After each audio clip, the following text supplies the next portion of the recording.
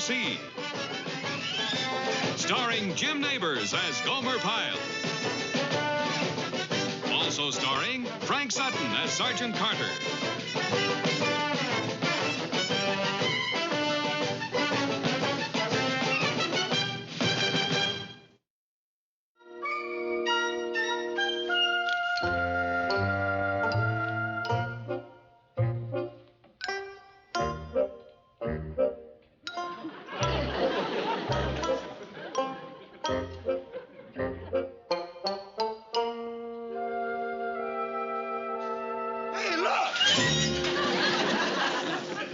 I'm sorry, Sergeant. What'd you say? Here, listen to this. Assignments, Paris Island to Honolulu, stopover Camp Henderson. Sergeant Jim Mason. Jim Mason, that's my old buddy from Korea. Well, ain't that nice? And he's stopping off here? Yeah. Oh, Jimbo. That's my old buddy, Jimbo. Hey, I wonder when he's coming in. Maybe headquarters somewhere. This is Sergeant Carter here. Tipton? Look, Tip, do you have any information on a Sergeant Jim Mason stopping here on his way to Honolulu? Yeah, I'll wait. Oh, boy, Jimbo and me. Did we have times together? Man, I'm telling you... Huh? Today?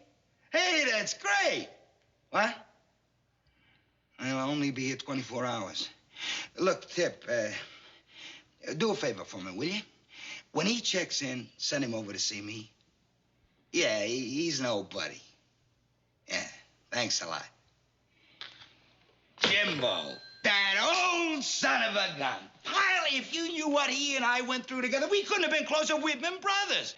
Pyle, he's my oldest, and he's my best friend. Ain't nothing nicer than seeing old friends. Grandma Pyle used to always say, make new friends, but keep the old. One is silver and the other's gold. Yeah. And he's Marine, Pyle. All Marine. Well, for you to talk about him like that, he must really be something special. He is, Pyle. He really is. Well, I get this place all spick and span for your old buddy. I guess you two got a lot to reminisce about. Yeah, you're not kidding. How long's it been since you seen him, Sergeant? Well, let's see. Yeah, I guess it's 13 years. The last time I saw him was right before they took us to the hospital, the day I saved his life. You what? Oh, well, I saved Jimbo's life. You mean you actually saved his life? Like if you hadn't have saved his life, he would have died? That's right, Pyle. Golly, Sergeant, you're a hero. Not a hero, Pyle. Just a man who did his duty. No, sir, Sergeant, you're a real hero. You saved a man's life. That must really make you feel proud. How'd you save his life, Sergeant? Was you in combat? Well, I'd rather not talk about it, Pyle. Okay, Sergeant. Okay, Pyle, I can see you're holding it in, and you won't get off my back till I tell you the whole story, so pull up a chair and let's get it over with, huh? Thank you, Sergeant. I sure love to listen to these hero stories. Well, like I said, it was in Korea, during the worst part. We were trying to take a hill that we needed real bad, and we ran into a pack of the enemy. I'd say they outnumbered us 5 to 1. 5 to 1? Shazam, I got goosebumps just listening already. How'd you ever get out of there? Please, Pyle, don't interrupt. Now, I hate telling this story, so let me get it over with. Oh, I'm sorry, Sergeant. But if it really pains you to tell it, then I don't think that you... Please stop nagging. I told you I'll tell it, so I'll tell it. Where was I? The enemy had you outnumbered 5 to 1. Yeah. Did I say that, 5 to 1? Well, it might have been more than that. Maybe even 6 to 1 or 7 to 1. Yeah, but that doesn't matter. Anyway, the enemy had us surrounded. Well, we jumped for cover. But it still looked like we were done for. We just lay there, not moving a muscle. We thought if we could make it till dark, we might have a chance to get out of there alive. We might even have a chance to take that hill. What happened, Sergeant? Well, like I said, we were just waiting and hoping that we could make it till dark when all of a sudden one of the kids in the platoon, a kid by the name of Stuart Billett, well, he couldn't wait because he jumped up and started to make a run for it. Right away, the enemy fire broke out all around us.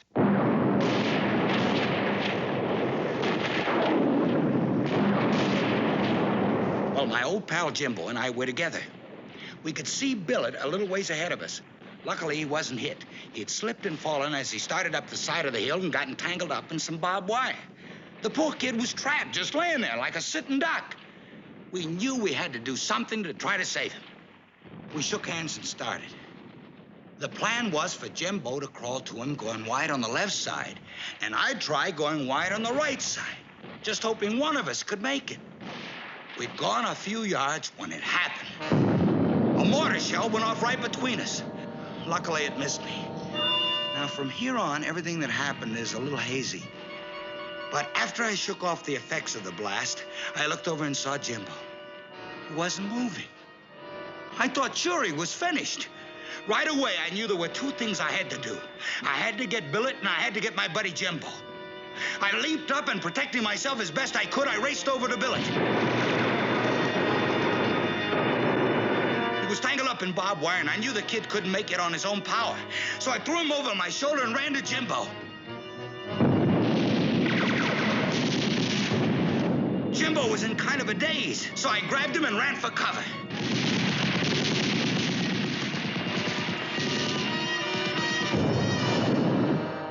And luckily, I made it to safety. They took us all the way to the hospital, and believe it or not, I've never seen Jim Mason since. We never even got a chance to talk about it.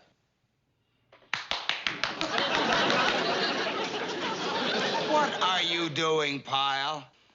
Why, you're a hero, Sergeant. Fact is, you're a hero twice. You saved two men's lives. Why, they gonna be thankful to you forever. I know. That's what I'm afraid of. As soon as Jimbo gets here, he's gonna spend every moment he's here talking about it and thanking me and falling all over me. It's gonna be downright embarrassing. Oh, it shouldn't embarrass you, Sergeant. You should be real proud.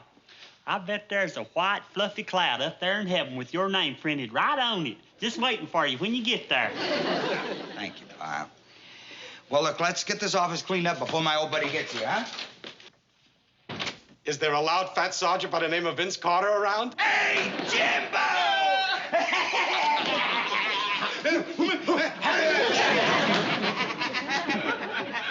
Hey, you put on a little weight around the middle since I saw you last, huh, Tubby? You're starting to look like a Zeppelin. Yeah? Well, at least I still got my hair. Hey, it's good to have you back. Son of a gun. It's good to see you. You look really great, Jimbo, really great. Hey, this is Private Gomer Pyle. Pyle, this is my old buddy, Jim Mason. It's your privilege to meet you, sir. I've heard an awful lot about you. What do you say? Some handshake, huh, Pyle? That's from karate. You still keep up with it, Jimbo? Not like I used to, a little bit. Hey, Jimbo. Do it. Watch this, Pyle. Come on, do it, Jimbo. Who's gonna pay for the chair? Me. It's worth it. Do it. Okay.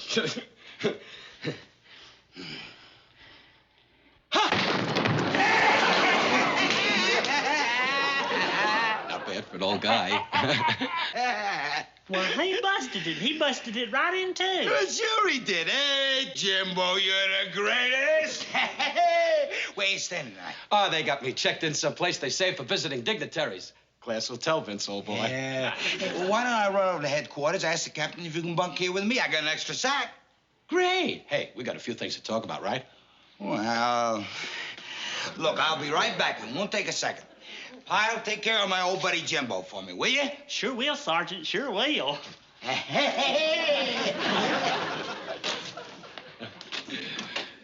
Sure is good to see my old buddy Vince. What a guy he is. What a guy. He sure is. And he couldn't be a better sergeant. Why, he's just like a mama to us, a real strict mama, but a mama anyhow. He's all Marine. Ain't he, though? We had some times together, especially in Korea. I know. He told me so much about you. I feel like I know you already. Like that battle story about you two and that billet boy. That's one of the most thrilling stories I've ever heard. Really thrilling. Yeah. Hey, you must think a lot of Sergeant Carter. You bet I do. Hey, would you tell me that there battle story? Yeah, it is kind of interesting. You know, the part that I like best is where Private Billet was saved. Oh, that? Well, my pal Vince and I, we had taken cover together. I could see Billet trapped in some barbed wire up ahead. Vince and I knew we had to do something. Otherwise, Billet was done for. We shook hands and started. The plan was for Vince to go on the right side, and I'd try going wide on the left side. Our only hope was that one of us would make it. We'd only gone a few yards when, well, I never heard anything like it. This water shell just burst there right between us. Now, from here on in, the story's a little hazy to me, but I shook off the effects of the blast and looked over at Vince. He wasn't moving. I figured he was done for. It was then I knew I had two things to do. Get Billet and my pal Vince. I jumped up and fighting back as best I could, I ran over to Billet.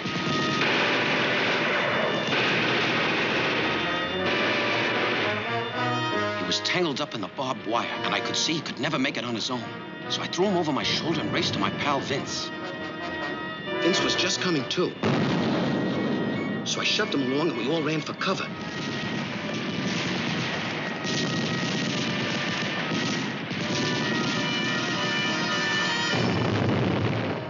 Well, that's how we all made it. Haven't seen Carter since it happened.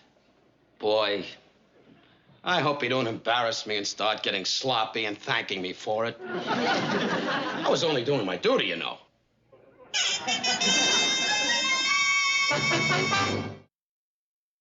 That is funny. Boy, oh boy. That is really funny.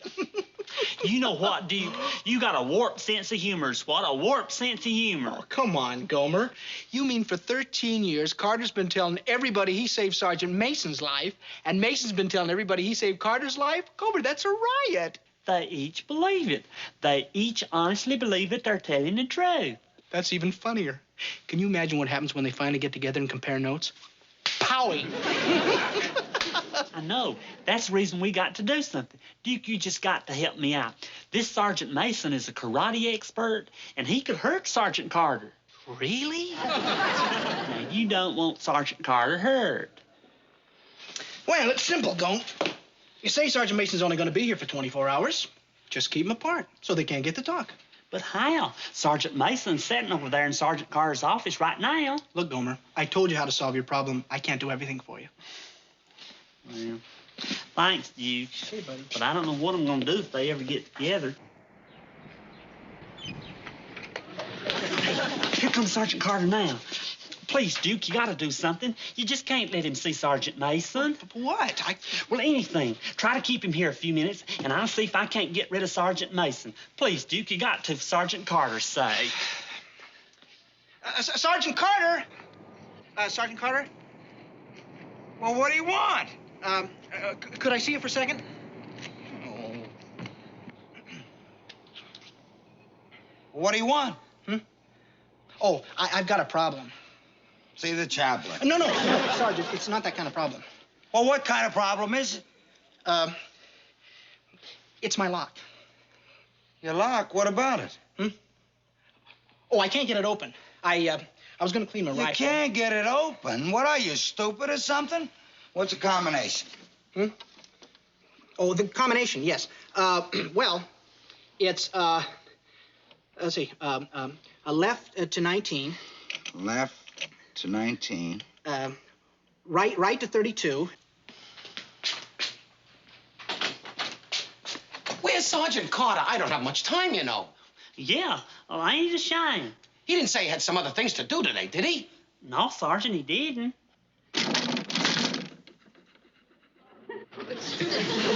I can't get it open either. Look, maybe I better go find him myself. Sergeant, I got an idea. Huh? Yeah. Yes, sir, I bet that's it. What? Well, if I was Sergeant Carter, I know what I'd be doing. I'd be in town buying you a present. Yes, sir, that's what I'd be doing, all right. A present for me? Why, sure, he hadn't seen you in all these years, and you did save his life. But if it was me, I'd be mighty embarrassed to be empty-handed whenever I got a present. There I go talking out of turn again. You probably didn't even have time to buy him a present. Yeah, I was too busy, that's it. But if... Listen, do you think I could get him a gift over at the PX? Well, they ain't got much of a selection over there. But town's just north of here about 2 miles. It's just a short ride on the bus. And they got lots of stores there. Okay. But listen, if Sergeant Carter gets back before I do, don't tell him where I went, okay? Right, Sergeant. 19, right, 32, left, 27. Gee, Sarge, I just remembered. It's left to 18, not 19. 18,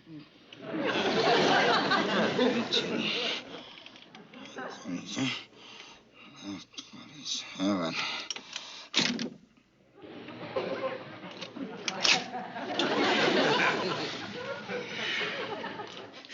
Thanks, Sarge. Thanks a lot.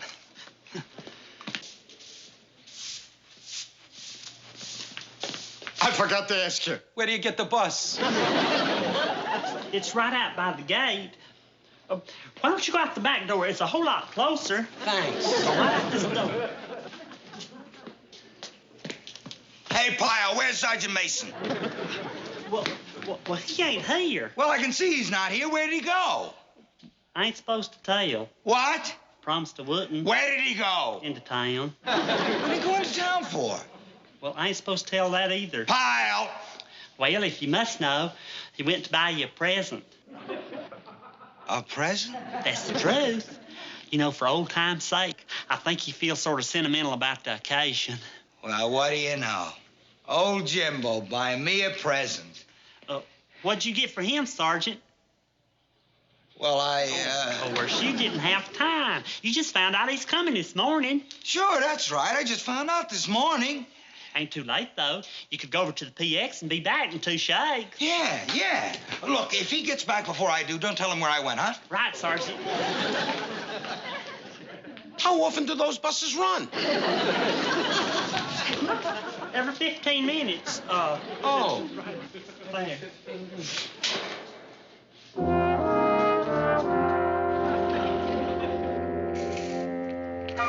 Did Sergeant Carter get back? Uh-huh. But he went out again. Again? Is he inside?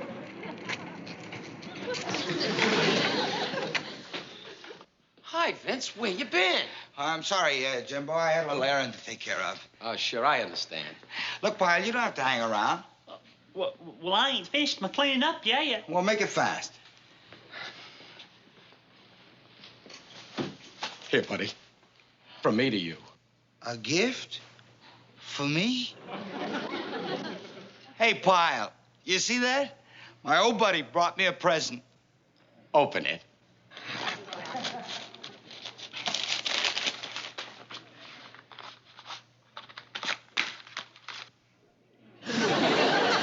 You like it? Oh, yeah. Sure, it's, great. Push the button on the side. It's an electric finger. It's great for massaging your gums. You don't have one, do you? No. Good, I figured that. It's the kind of thing you wouldn't buy for yourself. Yeah. It's great for scratching, too, but mainly for massaging your gums. Try it. Yeah. I'll try it tonight. The directions are in the box. Well, thank you, Jimbo. But don't think I forgot you, huh? Here. Oh, Vince. You didn't have to. What a guy. A wallet. Real plastic. Look inside. I put a little something in it for you. Oh, Vince. It's a picture of me for good luck. Oh, Vince. I'll carry it with me always. There was a picture of Ann Sheridan in it. I took it out. You can have it if you want. No. You will be just great. Boy, it's good to see you again, Jimbo. Same here. Good to see you. It brings back memories. Yeah. Hey, remember that dame in Honolulu? You mean Toby Eigler, the one with the two-tone hair? Yeah. Every night for a month, she made me take her out dancing till 2 o'clock in the morning. I was exhausted when I found out she had a twin sister, and they shared everything. Hey, wait a minute. You remember the gal that flipped over me in Tokyo? Yeah, the dancer. You remember? She used to write me those wild letters in Japanese, and the only guy on the base that could translate them was the chaplain. Oh, those were the good old days. They sure were. But it all wasn't fun and games. I know what you mean. Korea. Korea. I guess we'll never forget what happened there. You ain't kidding. You know, of all the things that ever happened to me, I remember that day in Korea clearer than anything else. I guess you'll never forget it, huh, Jimbo? Well, Remember, Jimbo? There we were, outnumbered 5-1, trying to take that hill, when all of a sudden that kid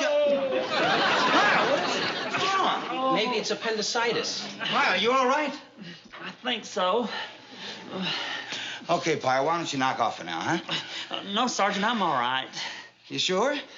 Uh-huh. Suit yourself. What were we talking about? Oh, excuse me, Sergeant. You was talking about Toby Agra, Japanese dancer. No, that was before. No, Korea. Yeah, that was it, Korea. Remember, Excuse you and me were Sergeant. behind the log, I'm Jimbo, and sorry. you were... I'm sorry, I never did get the Queen under here today. It won't take me but a minute, though. The enemy, they were up on the hill. They were opening fire, remember? and we didn't have a chance. When they opened up with those rockets, what is it with this nut? Look, why don't we just cut out of here, grab a couple of beers, and shoot the breeze at the club, huh? Why don't you go to the movie? What? Who wants to go to the movies? Well, it's a real good picture. It's the Yalu Showdown. That's a war picture about Korea. What do we want to see that for? Yeah, we lived it. Remember, Jimbo, the hill? Yeah, and that crazy billet kid. It's in Technicolor. And you and me decided we had to try to save him, so you went wide on the left and I went wide on the right? It's got a real good cartoon with it. And the enemy was all around us, blasting all over, remember? I remember that big one, the shell that burst right between us, knocking you unconscious. I remember I ran for Billet. Tossed the kid over my shoulder, still blasting away with a Tommy gun. Wait a minute. I was knocked unconscious. You were knocked unconscious. You're kidding.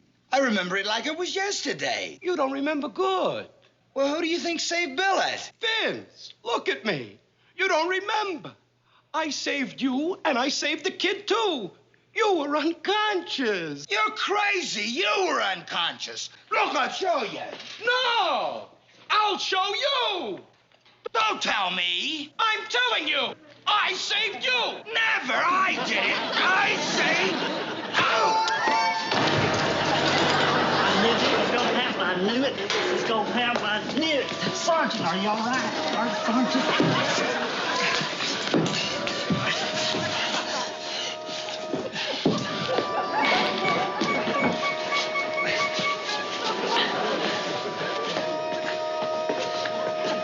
Come on, sit down over here. Wait a minute. Wait a minute. Hey, Jimbo, does this remind you of something? Yeah. Do you know what I think? Are you thinking what I'm thinking? I didn't save your life. No. And I didn't save yours. Billet? Hey!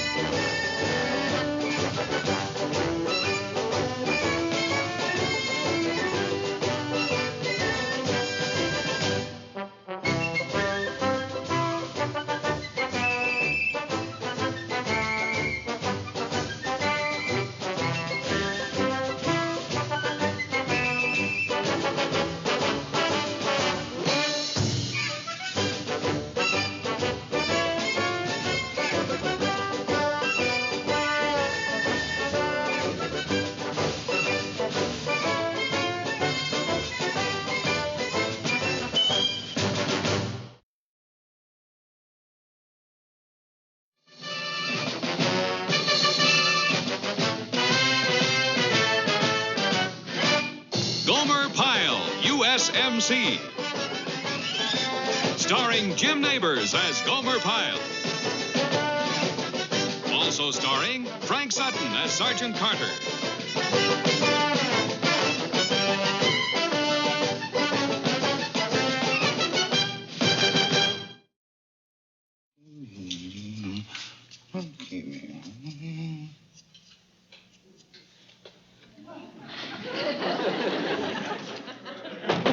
Sergeant Carter?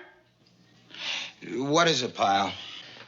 Hey, can I ask you some advice? Later, Pyle. I'm going into town. Well, so am I. That's what the advice is all about, going into town. You want to know how to get there? No, more like what you do after you get there. What do you mean after you get there? Well, I thought that you being a man of the world and all, maybe you could give me some tips on what to do. Well, maybe. That stuff sure smells good. Just ask him at the PX for my special brand. I sure wish I could meet a girl that smelled like that. Very manly aroma, Pyle. Must be some very lucky young lady waiting on you in town. Pyle. You really want to hear something? Well, yeah, excepting if it's a secret. I don't want to hear no secret, because then if it gets out, it'll look like I told when I didn't. So if you don't mind, Sergeant... It's not a secret, Pyle. That's good, because then if it gets out... Do you want to hear this or don't you? I'm just standing here waiting. Pyle,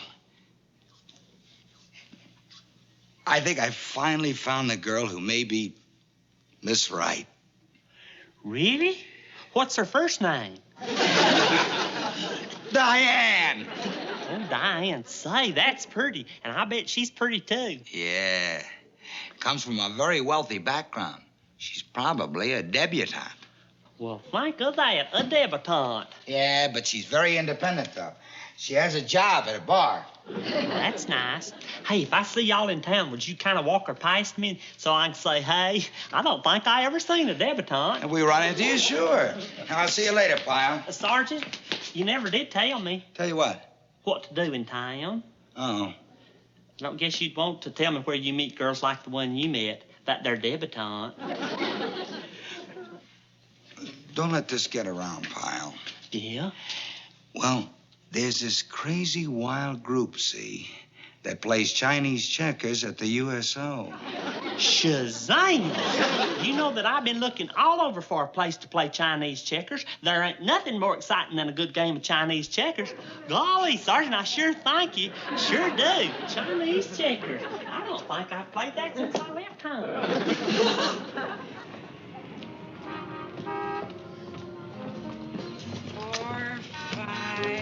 550. 550 in tips all day. How did you do? I didn't even make that. Boy, Dixie, you know we ought to quit this joint. The tips are terrible and the clientele is rotten. Isn't the clientele rotten? Look, I always told you the clientele here is rotten. But it beats working in the laundry. Hey! Hey. Look, don't be fresh. Oh, I wasn't being fresh, ma'am. I said hey, I thought you said hey because you thought you knew me. Back home, we say hey to everybody, whether we know them or not. It's real friendly like. So, hey. What language is that?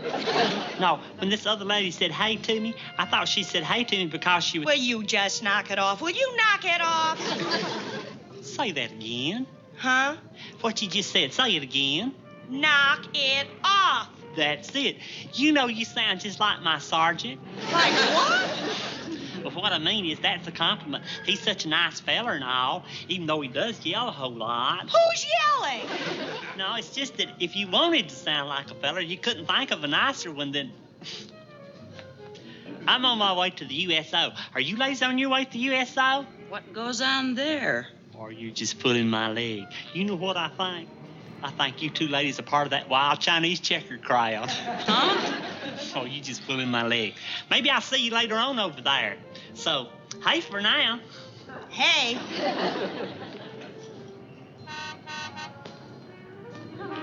What was that? He's either got the greatest line I've ever heard or he's some kind of a nut. I'm voting for nut. You know something? I think he's kind of cute. For a Marine. But you don't like Marines. I know. Fan, do I really sound like a sergeant? Oh, well, you can find out for yourself. Here comes mine now. Hey! That's your rich playboy? He says he's only in the Marines for kicks, but don't let on you know. He wants to be just one of the fellas. Looky, looky, looky. Here comes Cookie. Not on the street. For heaven's sake, put me down. Huh? Oh, Vince, I'd like you to meet my very best girlfriend, Dixie. Dixie, this is Sergeant Vince Carter. Hi, Dix. Hi. Well, babe. Well, Vince, you might ask my girlfriend if you could drive her someplace, or maybe she could come along. Yeah. I think I'll go to the U.S.O. What? What? If you haven't tried it, don't knock it. Hey. Oh, Vince, not on the public street, for heaven's sake. Let's roll, baby. Hey, Oh, hey, ma'am. You decided to come over here after all, didn't you? say, do you really think I sound like a sergeant? Oh, no, ma'am. It's just that he's always saying to me, knock it off, Pyle. He says that because that's my name, Gomer Pyle. You're putting me on. Private Gomer Pyle, that's my name and title. What's yours? Dixie. Hey, that's real nice, Dixie. Won't you sit down, Miss Dixie? I don't sit down with Marines. Usually. I sure am glad you come along. Do you know that I couldn't find a single Chinese checker player in this whole place? Oh, that's a shame. What is it, some sort of a Marine game? I learned to play back home. Just about everybody in town back home plays Chinese checkers. Bet you can't guess where I'm from. China. China. That's a good one. China, 'cause I play Chinese checkers.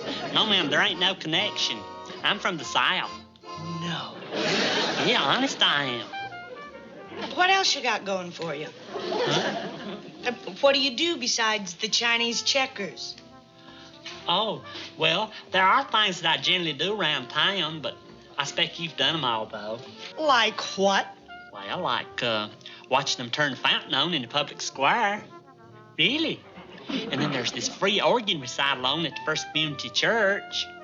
And there's a Godzilla movie on that's right down the street. What's a Godzilla? Oh, he's this monster that shows up from time to time. Hadn't you ever seen him before? I've seen them all. Godzilla, and the son of Godzilla, and the bride of Godzilla. You sure you never have seen one? See, he's this monster that comes up from the ocean floor and attacks cities. And we're gonna do all these things? Well, if you'd like to, ma'am. Okay. Before we go, though, do you mind if I ask you a personal question, ma'am? Uh-oh, here it comes. I might have known. Okay, let's have it. Are you one of them debutantes? Well, kinda. I knew it. First time I seen you on the street down there, I knew you was one of them debutantes. 'Cause you sure are pretty enough to be one. How long you been one anyway? Come in. Hey, Sergeant. What do you want, Pyle? I sure do want to thank you for that tip you gave me last night about that there Chinese checker crowd at the U.S.O. What? Well, I didn't exactly find that there crowd, but I did meet a real nice young lady. At the U.S.O.? Well, not exactly at the U.S.O. It was kind of on the way there. You see, I bumped into her, and she said, hey, and so I thought that she was just being friendly. Great. But I'm in a hurry now, Pyle. I'm going into town. Well, so am I. We done all those real nice things last night, like going to the Godzilla movie and watching them turn on the fountain in the public square. Crazy. But tonight, she said she'd think of something for us to do. I wonder what she'll think of. Been to the Petunia Festival? No. Is there one? Forget it. You know something? You sound just like she does. Wonderful, Pyle.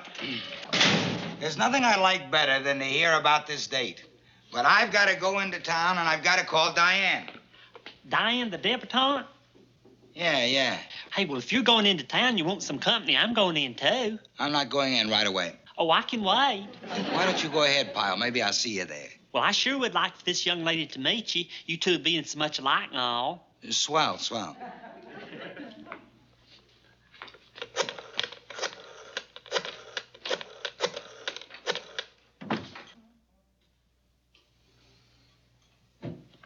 Baby doll? Lover boy? What time tonight, kissing bug? A double date? Well, I know she's your best girlfriend, but I thought maybe you and me could... Yeah, Diane, yeah. Sure, oh, sure. As long as I'm with you, baby. Yeah. As soon as I can get there. So long, sweet lips.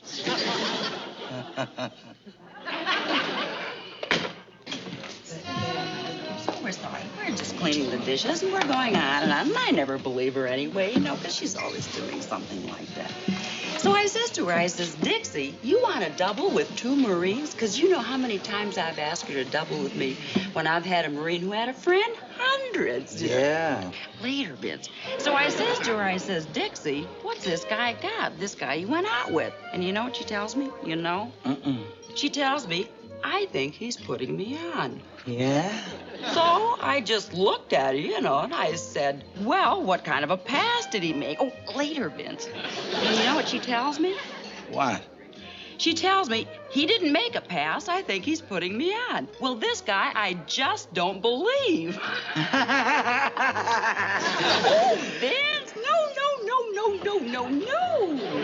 You know, sometimes you don't act like a rich playboy. You act just like a Marine. Well, this guy you're talking about, what's his name? Maybe I know him. I don't know. Dixie didn't tell me. Well, what is he? What is he? He's a private. Look, I'm not gonna spend my whole night with a knucklehead private. What are we gonna do? Oh, Dixie said he likes to do kooky things. If he wasn't putting her on. Like what? Oh, go to monster movies. But no action, just eating popcorn. What else? Oh, and watching him turn on the colored lights at the town fountain. Can you imagine? No, it can't be true. No. You're feeling all right? I've been good to my mother. I haven't lied too much.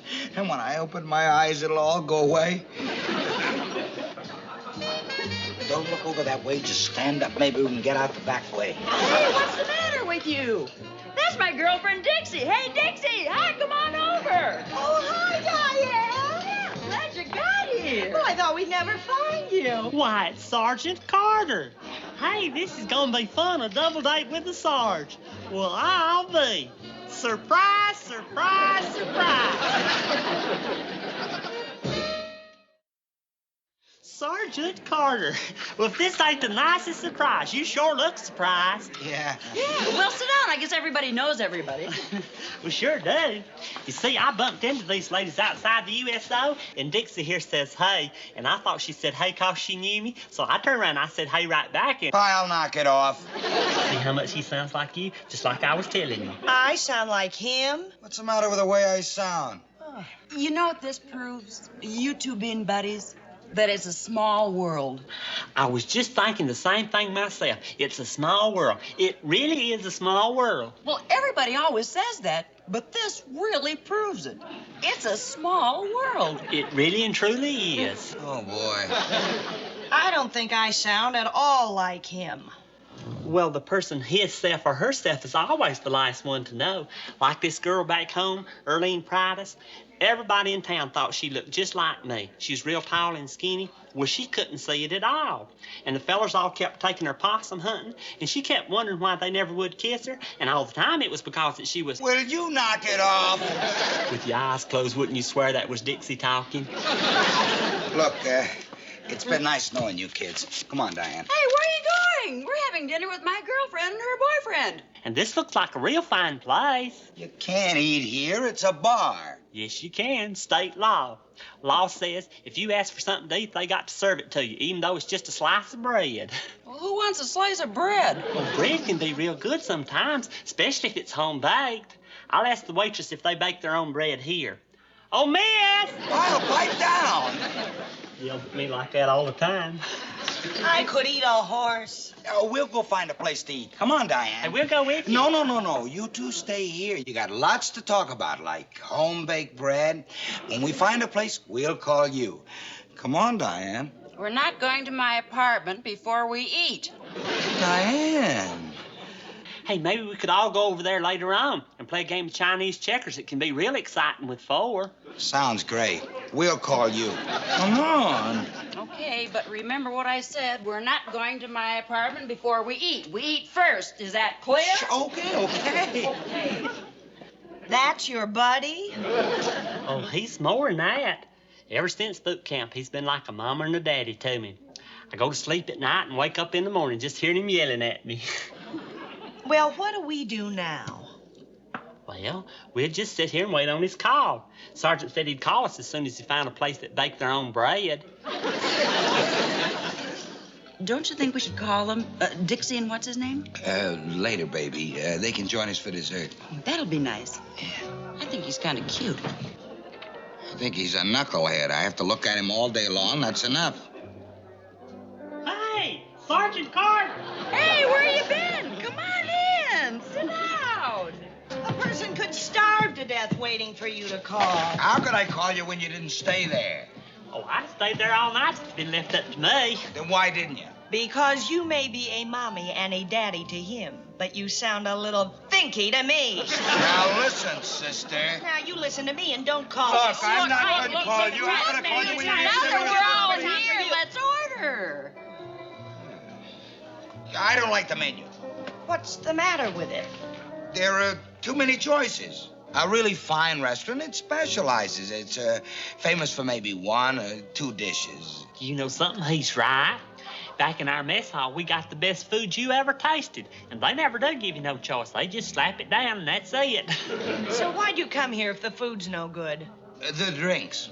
Great drinks here. That's why I want you two kids to stay here and have a couple of drinks on me. We'll go over and get a table at Rivelli's. That's real nice, Sergeant, but I don't drink. Fine. I'll have two. You're a doll, you know that? Yeah, well, so are you, buddy. If I... Look, sister, I don't want to put up with you all evening. Start up again. Revelli's, you can't miss it. Yeah, well, who's worried about us missing it? Have a ball, kids. Come on, Diane. He sure is carrying on just to make this a real fine double date.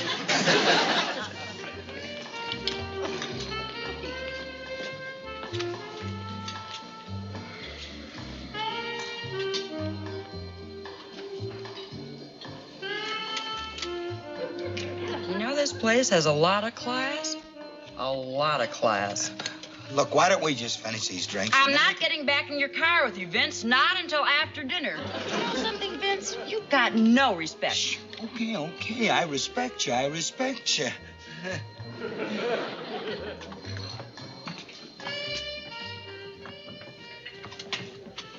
That sure is funny about Sergeant Carter. Even though he wasn't at Revellis, I think we ought to have waited. Sergeant Carter is a think. Do you hear me? He's finky.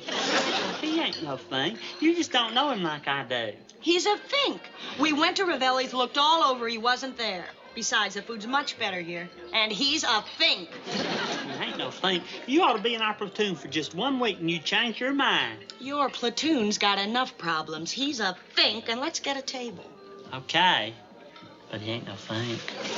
You do not, Vince. You do not know what respect is. I do. I told you. All right, then, what is it? What is respect?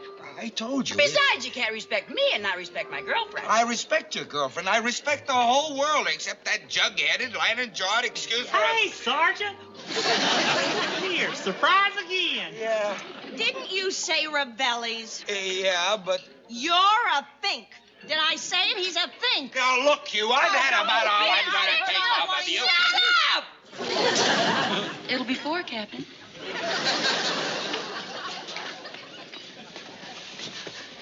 Well, here we are all together again. What I think we ought to do is... No! The food is great here, and my girlfriend and her boyfriend are here, and we eat. You got the message? We eat! Okay, I was just about to say that. Are we ready to eat, sir? Boy, are we. You're not just kidding, Charlie. May I recommend the filet mignon steak? You sold me. Make that 2, medium rare. Why don't we all have that He'll tonight? order later with me. We want to look some more. Very well, sir. Look at the price on that filet mignon. Don't let that hold you back. Vince is only a rich playboy in the Marines for kicks. Huh? A playboy? I told you not to tell. Well, if it's a secret, I don't want to hear it because... Why don't we all have some more drinks? Yeah, order some more drinks while we go to the powder room to freshen up.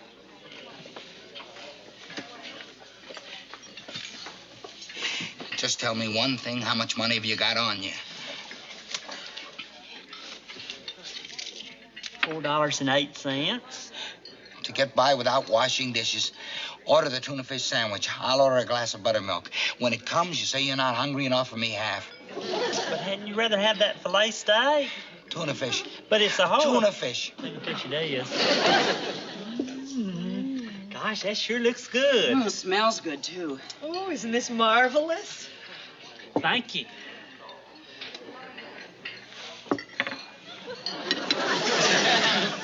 Will that be all, sir? Yeah, where are the vegetables? The filet is a la carte, ma'am. Oh, you're kidding. You can't eat without vegetables. It ain't a meal. It sure ain't. I mean, it's just eating plain meat. What are we, animals? Have the asparagus with the hollandaise sauce, Dixie. That's fattening. Lots of calories, you know. I'll have that, too. Ooh, you know what I just love? Do you have a baked potato with sour cream and chive? Yes, ma'am. Oh, make it two. And we'll order our dessert when we have our brandy. Very good, ma'am.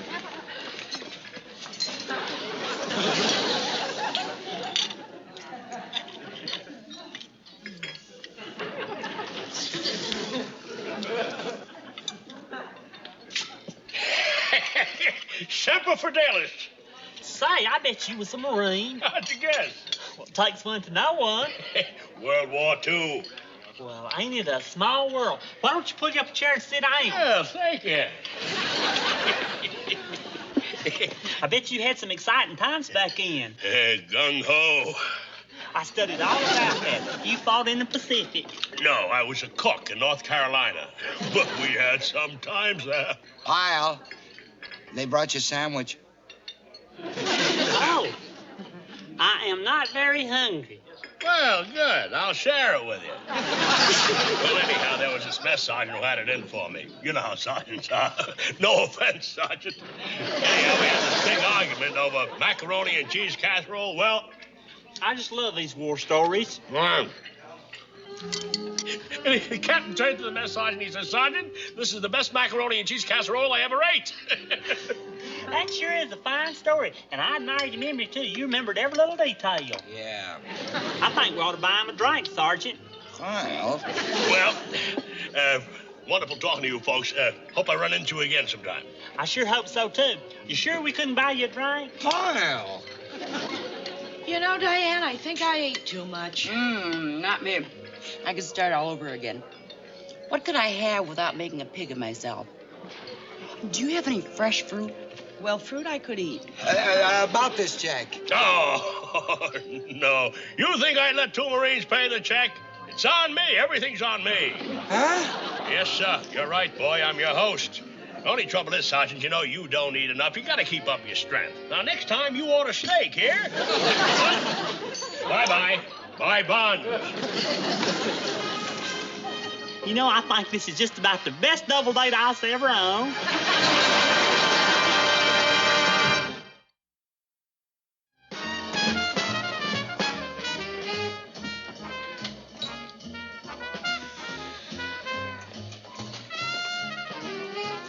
How are you, Sergeant? Hello. Your first visit? Yeah, well, the fact is I don't usually come to the U.S., so tonight I happen to be a little broke. No offense. Of course. But now that I'm here, I'm sure glad I came. Sergeant, do you play Chinese checkers? Chinese checkers. Love the game. Love the game. Let's go. Come with me. Lead the way. I finally found a man who loves Chinese checkers. Have fun. Sergeant Carter. Well, if this ain't the nicest surprise. Surprise, surprise, surprise.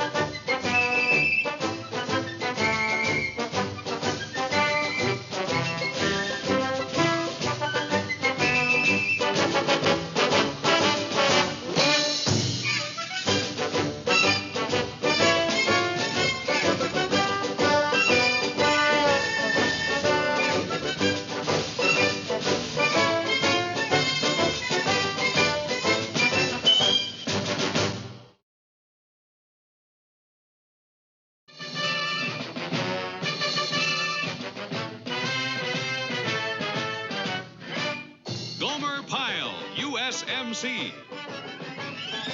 Starring Jim Neighbors as Gomer Pyle.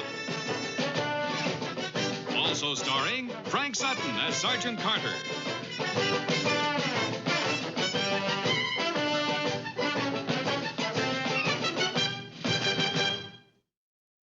So I'd certainly appreciate it, Sergeant, if you'd have one of your men run into town and do this little errand. Yes, sir.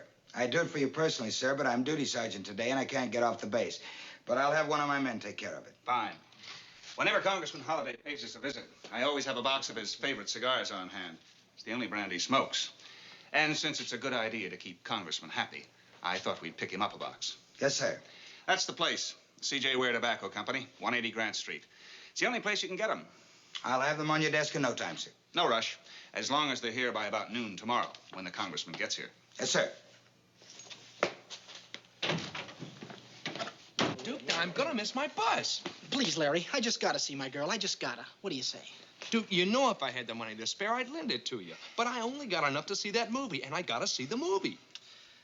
You mind? Movie? What are you talking about, a movie? Look, I'll take anything you got. I need $10, but I want to see my girl, please. Well, I want to see my girl, too. Sophia Loren. Thanks. Oh, Gomer. Gomer, buddy. Am I glad to see you. Listen, pal, can you do me a favor? Well, sure, Duke. What good's a friend for if he can't help you? I need some money. Sorry, I can't help you. Gomer, I got a real important date tonight. That airline stewardess, Patty Gillette, I told you all about her. Oh, yeah, the one that's always flying back and forth to San Francisco. Yeah, that's the one. Well, I didn't tell you everything about her. See, she's just not any ordinary girl. Well, I think I'm in love with her. Golly, Duke, that's wonderful. And best wishes to you. Yeah, well, this is the first Saturday she's had off in weeks, and, well, that's why I need the money. I just have to see her. Oh, well, when I said a while ago that I couldn't help you, I just meant I ain't got a whole lot of money. But you're welcome to everything I got. Oh, great, Gomer, you're a peach. I'll never forget you for this. And if Patty and I ever get married, I promise you're going to be the best man. Shazam! That sure would be a wonderful honor. Yeah. Well, 10, 20, 30, 31, 32, 33. There you are, Duke. Take it. Gomer, that's all you got? Well, sure, but don't worry. I don't need it. Gomer, that's not even enough for bus fare one way. I promised her candlelight dinner and dancing to violin music. I need at least $10. Well, why don't you hitchhike into town? And if you love her and she loves you, then you should be happy just being together. You could take her for a walk in the park, and 33 cents will buy you something, like 2 snow cones and some juju bags. Yeah, well, thanks a lot, Gomer. I guess I better call her and tell her the date's off.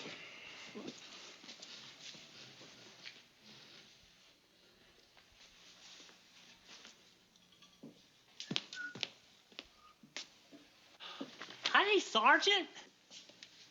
Don't tell me everybody's gone on pass already. Well, not everybody. I'm still here. No, I couldn't be that unlucky. What's the matter, Sergeant? Nothing.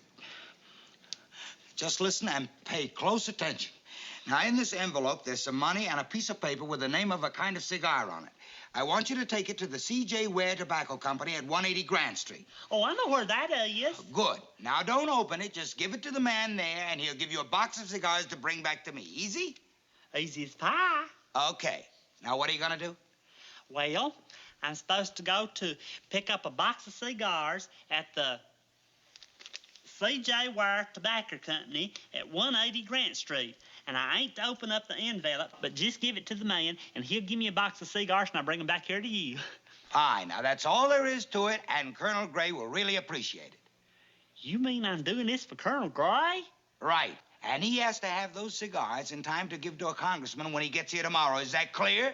Clear as the shining new dime at the bottom of a whale. Just make sure you do it right. Oh, I will. It sure sounds important. It is. And to save time, take the company jeep.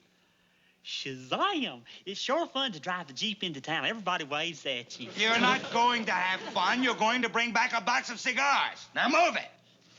Yes, sir, Sergeant. And I'll be right back in a jiffy. Good gracious, I get to take the company Jeep. Get the double clutch and everything. How'd she take it? She cried. I still think you should have hitchhiked into town just to see her. Doesn't matter now, Gomer. She was just getting ready to call me to break the date. That's why she was crying. Really? How come? One of the other hostesses got sick, and they called Patty to fill in for her. Oh, ain't that a shame? See, she was crying so hard I could hardly tell what she was saying. Oh, bless her heart. But you know what they say, Duke? The course of true love never does run smooth, so you don't feel bad. I'm just mad at myself. Here I was worrying about dining and dancing, and you were right, Gomer. I should have gone into town just to be with her. I'd give anything just to see her now. Well, there's nothing much I can do about it now, I guess. Why are you changing? You going in? Uh-huh. While you was out making a phone call, Sergeant Carter come by here, and I got to go into town on an errand for Colonel Gray to get him a box of cigars. Well, that should make an exciting Saturday. It ain't too bad. At least I don't have to ride the bus into town. Sergeant told me I could use the company Jeep. Well, have fun. The Jeep? You've got the Jeep, Gomer? You've really got the Jeep? Uh-huh. What a break. You can drive me to the airport, and I can spend a little time with Patty before she leaves. I can't do that, Duke. I gotta go pick up the cigars and come right back. We'll come right back. I'll go on your errand with you. We'll come back together. Come on, Gomer, you have to. You just have to. But Sergeant Carter didn't tell me I could take anybody with me. Yeah, but he didn't say you couldn't. Well, I guess you're right about that. We'll spend a few minutes with Patty. We'll pick up the cigars, and we'll come right back. I promise. Golly, Duke. Please, Gomer, just a few minutes, please. But the airport's a good 15 minutes from town. That means it's 15 minutes going and 15 minutes coming back, plus the time you spend with Patty. That makes my trip about 40 minutes longer. Gomer, a little while ago you said, what good is a friend if he can't help you? Well, now's your chance to prove it. A friend needs your help now, desperately. A friend who has one last chance to see the woman he loves. A friend who turns to you as one last beacon of hope, and only you are in a position to help him. Gomer, I am that friend. The decision is yours.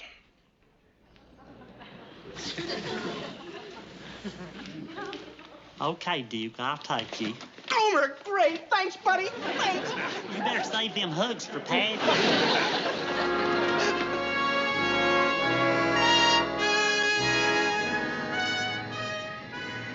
She should be around here somewhere. Said she had a noontime flight. There she is, Gomer. There. Beautiful? Is she beautiful? Patty! Patty! Duke! Duke!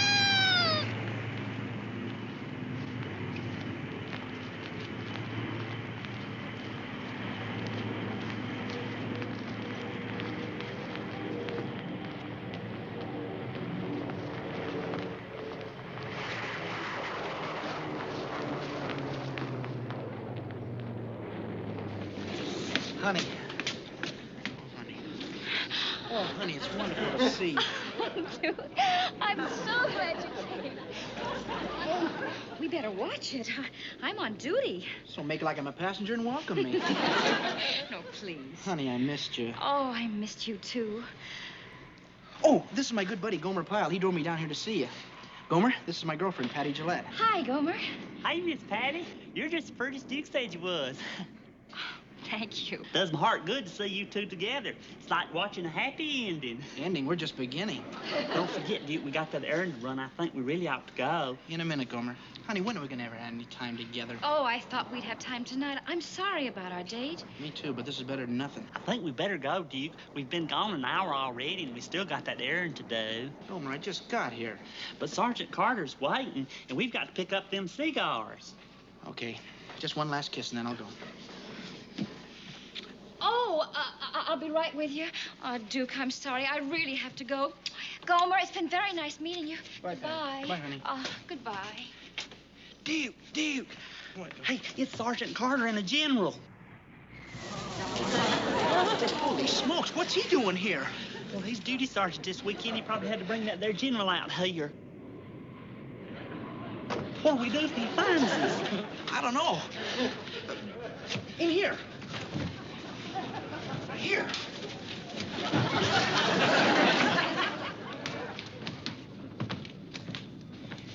I'll take the case to your seat, sir. Is he still out there? I don't know. We'll take a peek and see.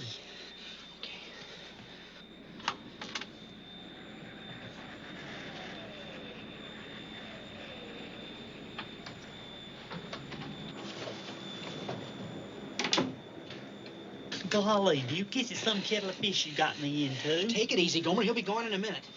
I should have been back with the cigars by now. We'll get him. Relax. I knew I shouldn't have done it. I should have gone straight to that store, picked up the cigars, and gone right back to the base. Look, Gomer, we'll be back in less than an hour, I promise you. Would I let you down? Well, would I? Look, I appreciate what you did for me, and I promise we'll be back in plenty of time. Golly, this is some kettle of fish you got me into, Duke. Duke, I think we're moving. Gomer, look, I've been in jets before, and when they take off, man, they go straight up. Believe me, if we were taking off, you'd know it.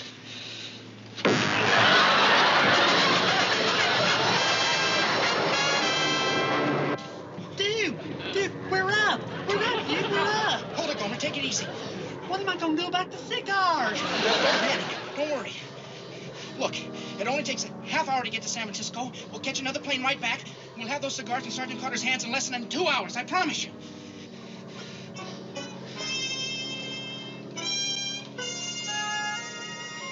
Good afternoon. This is your pilot, Captain Colarusso. We'll be flying at an altitude of 37,000 feet at a speed of 630 miles an hour. Weather conditions are excellent, visibility is normal, and we should be arriving on time in Rome. Rome, Italy?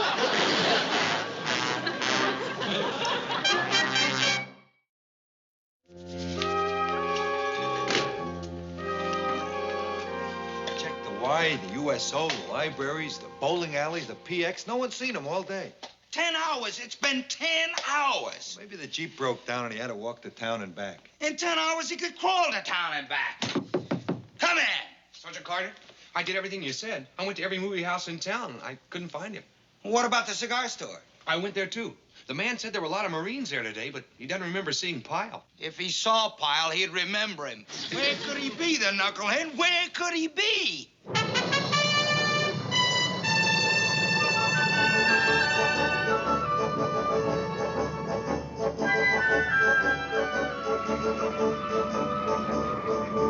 Ladies and gentlemen, we have just landed at the Rome airport. Please remain in your seats until the aircraft comes to a complete stop. On behalf of the entire crew, may I say we have been most happy to have you aboard.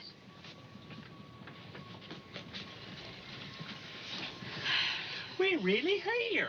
We're really in Rome, Italy. Well, it's all your fault. Sneaking on this plane behind my back. Honey, we had to do something. Well, what do we do now? What do we do now? Well, I don't know what we're going to do. The first thing we've got to do is relax. Relax? You're talking to two condemned men. You ask us to relax? They're going to court-martial us. That's what they're going to do. They're going to court-martial us. I know. I knew I shouldn't have disobeyed orders. I should have gone straight to that cigar store and gone straight back to the base. I knew it. I just knew it. We're in Rome. Rome. We ain't just out of town. We're in Rome, Italy. Duke, we're only going to be in Rome long enough for servicing and refueling. Then it's just 2 short jumps to Paris and London. I can get you back home on the very first plane. You won't have been gone for more than 24 hours. 24 hours? Oh, Lord, Lord, Lord. Rome, Paris, and London. They gonna court-martial us? That's what Gomer, they're we're going to be in the brig for 15 years. Oh, no, that's what we'll they're never gonna... have... Boys, we're going to go into the airport. I'm going to arrange for you to make a phone call. Excuse me. A phone call? From Rome, Italy? Why, that's long distance. Si rimetta tutto. Prenotando i voti per settimane fa. Scusatemi. Dunque, senta, lei mi deve fare il piacere. Lei intanto mi mette vicino al finestrino. Yes, I'll hold. They've got the switchboard at the base. Ci avrà telefonato, ma naturalmente qui non ci risulta. Cosa vuoi che... Thank you. Here, it's ringing. Now act like nothing's wrong. Act real casual and real relaxed. And don't let him suspect for a minute that you're in Rome, Italy. Easy. Hello? Hello? Sergeant Carter? You sound nervous. You sound too nervous. Calm down. Hey, Sergeant. I bet you'll never guess who this is. Well, let me try. From your voice, I'd say you were a member of my platoon, a Private Gomer Pyle. But that can't be. He met with a tragic accident. But it is me, Sergeant. I didn't meet with no tragic accident. Oh, no? Just wait till I get my hands on you. Where have you been all day, Pyle? Well, it's kind of hard to explain. Don't tell him. Don't tell him where you are. Queste sono le sue valigie, naturalmente. Queste sono le mie due. Pyle, what's all that racket? No, ma queste qui non possono venire, signora. Ma perché no? Ma se... Oh, I get it. You stopped off for a pizza, huh? No, Sergeant. But I did stop off at an Italian place just to get some gas. Oh, no, Sergeant. I didn't forget the cigars for 1 minute. Well, you hear this, Pyle, and hear it good. As soon as you get gas, I want you to take off. You hear me? Take off!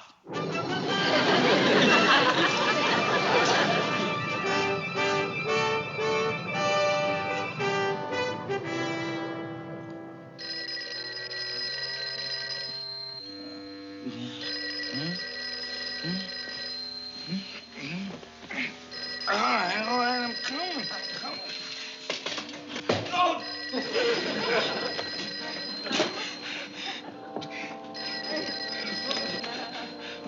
Oh, hello. Huh? Pyle? Pyle? Hey, Sergeant. You recognize my voice right off. Listen, you blockhead. It's the middle of the night. What? Oh, I didn't know it was that late. You was asleep. Well, I don't blame you for being angry. Not for 1 minute. No, sir. Where are you? I sent you in this morning. I haven't seen it. What? I didn't quite get that. Where am I? Well, it's kind of hard to pinpoint. He wants to know where I am. Tell him you're in... Oh, pardon. Oh, je m'excuse. Je suis désolée. J'espère que je vous ai pas fait mal. Oh, mais vous êtes des Américains. Je suis désolée, monsieur. Je vous ai pas fait mal. Mais visitez la ville, hein? Hein? Vous avez vu Paris? Thank you, ma'am, and same to you. So that's it, huh, Pyle? First the pizza, now you're winding things up at the Sitcom Club. Oh, that's silly, Sergeant. How could I get you arrested for murder? Oh. He's gonna kill me. All right, Sergeant. I'll get back there just as fast as I can.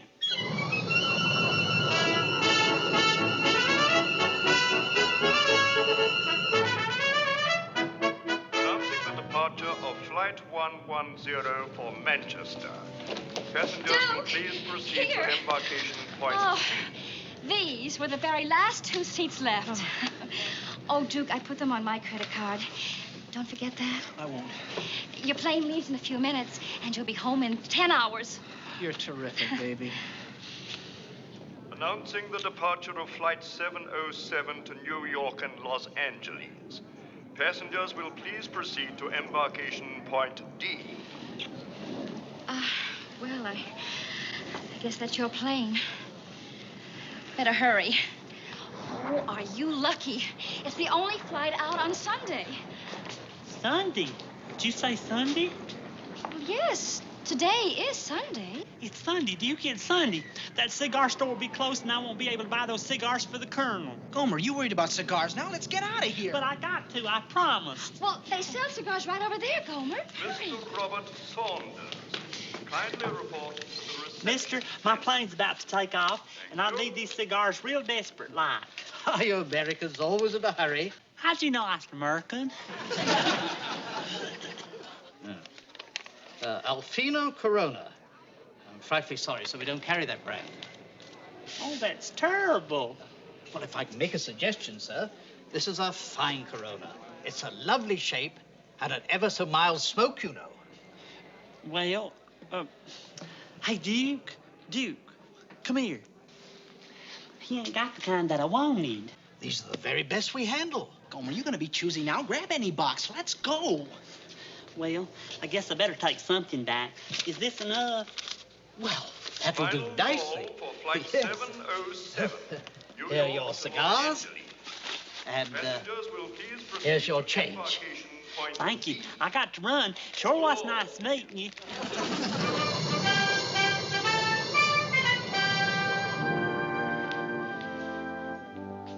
realize how long he's been gone? 23 and 1/2 hours.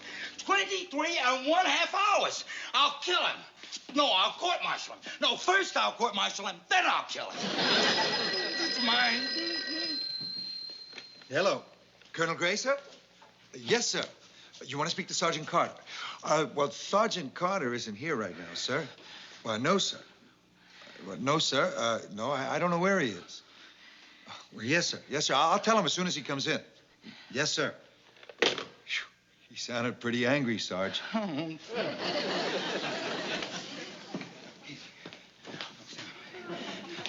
Oh, yes. Hey, Sergeant.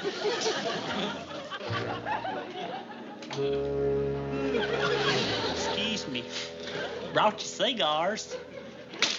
Made quite a night of it, huh, Pyle? Fall in over in front of that desk.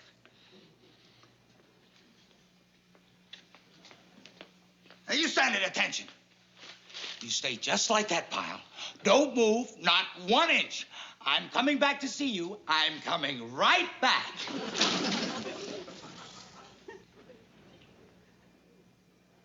We always look forward to your visit here with a great deal of pleasure, Congressman. Feelings mutual, Colonel. You people really know how to make a man feel welcome. Come in. Sergeant Carter reporting his order, sir. If this is what I think it is, it's for you, Congressman. You never forget, do you? Is there anything wrong? This isn't the kind I smoke. This is a special English market selection. Best cigar in the world. I'll bet you pull some strings to get these, Colonel. I've never been able to find them any place in this country. Well, sir, leave it to the Marines. That's what I call a cigar.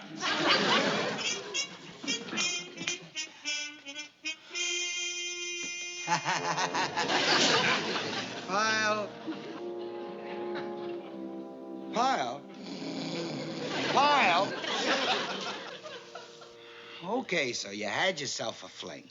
So you did the town from one end to the other. So what? Am I the kind of guy to get upset over a little thing like that, huh? You even brought the wrong cigars. So what? Well, I couldn't help it, Sergeant. You see, I had to buy them at a different store. Well, you just remember that store, because the next time the congressman comes here, you're going to have to go back there and get those same cigars.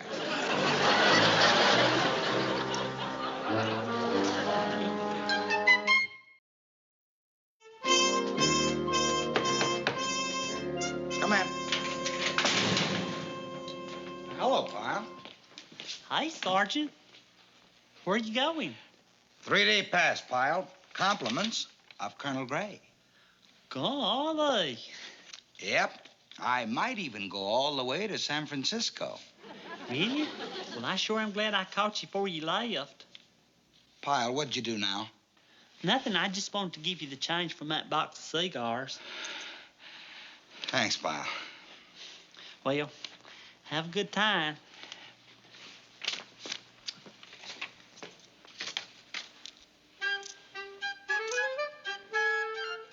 $3 shillings?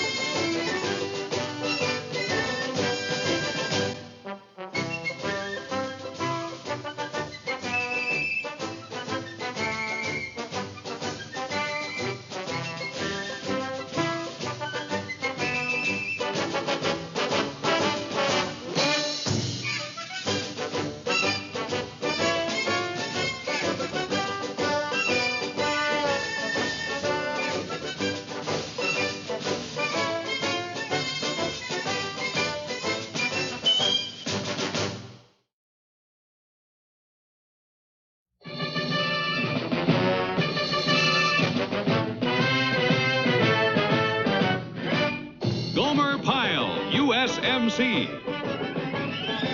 Starring Jim Neighbors as Gomer Pyle. Also starring Frank Sutton as Sergeant Carter.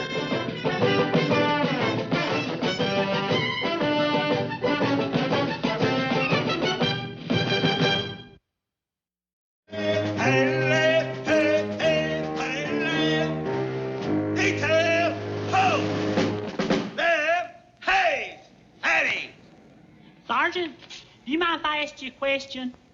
Yes. That's your privilege. After all, you don't know whether the question I'm going to ask is that important or not, so I respect your decision. All right, Pyle. What is the question?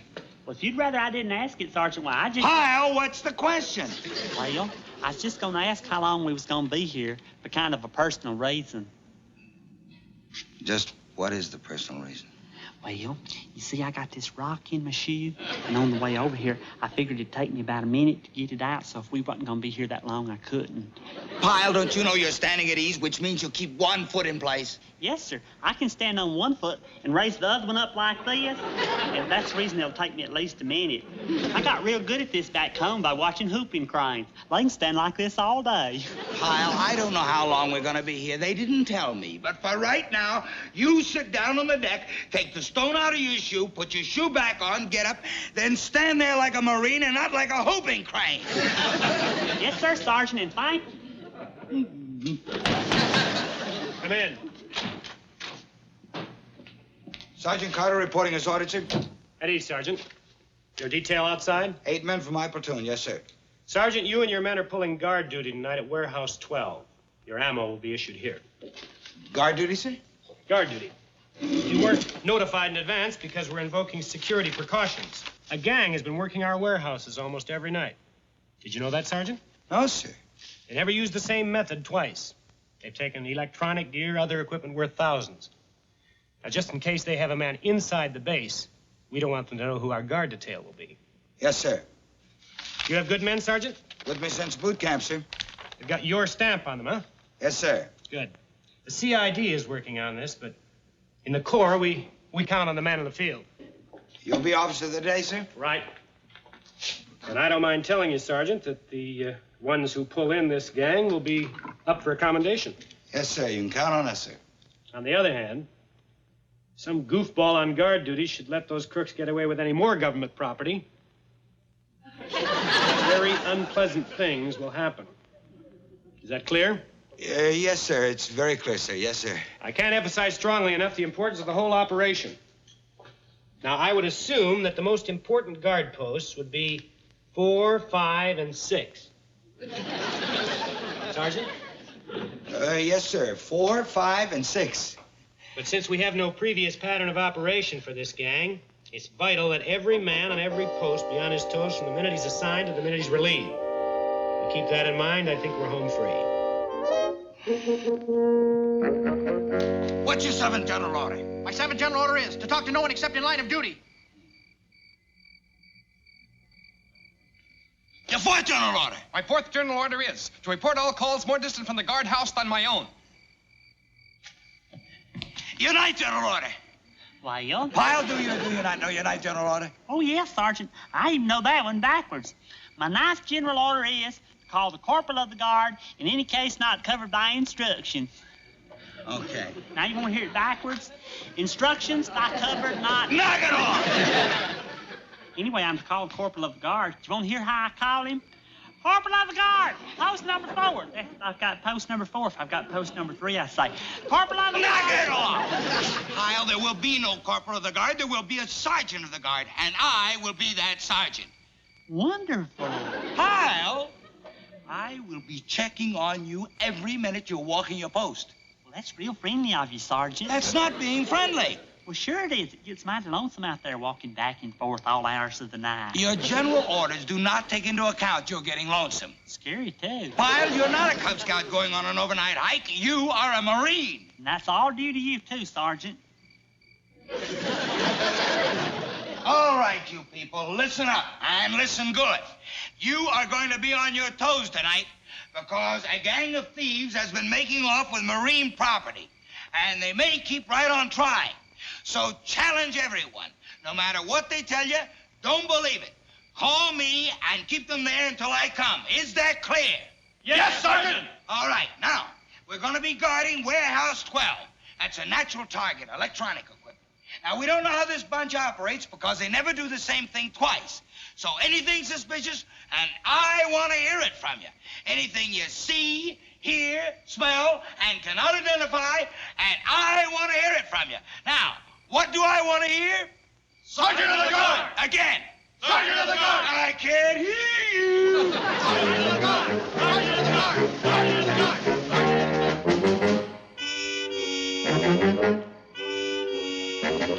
Oh, who's there? Gomer, that's 5 times you've challenged me just because I'm walking the next post. Sergeant Carter said to challenge everybody. But I told you, I'm just walking the next post. Sergeant Carter said not to believe anything they told you. Oh, boy. So if I tell you I'm walking the next post, you shouldn't believe me? Try it. Even if I tell you my name, you shouldn't believe me. Maybe you ought not tell me. Duke, I know it's you. It's just that I've got to keep on practicing that challenge. You're really playing cops and robbers, aren't you? Look, nothing's going to happen. Who's going to try and break into a warehouse with guards all around? I don't know, but I'm always keeping on the alert. Yeah, sure. That bunch is clever, and I ain't going to let them outsmart me. I got good eyesight and a loud voice, so anything that I see, I'm going to yell for Sergeant Carter. You do that. You going to challenge me the next time we meet here? Am I? Oh, brother.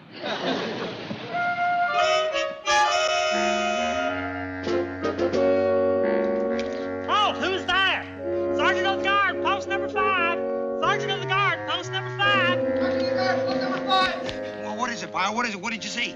I don't rightly know. Something moved over that way that I couldn't identify, and my instructions was anything that I see that I couldn't over identify. there? Yes, sir. Come on.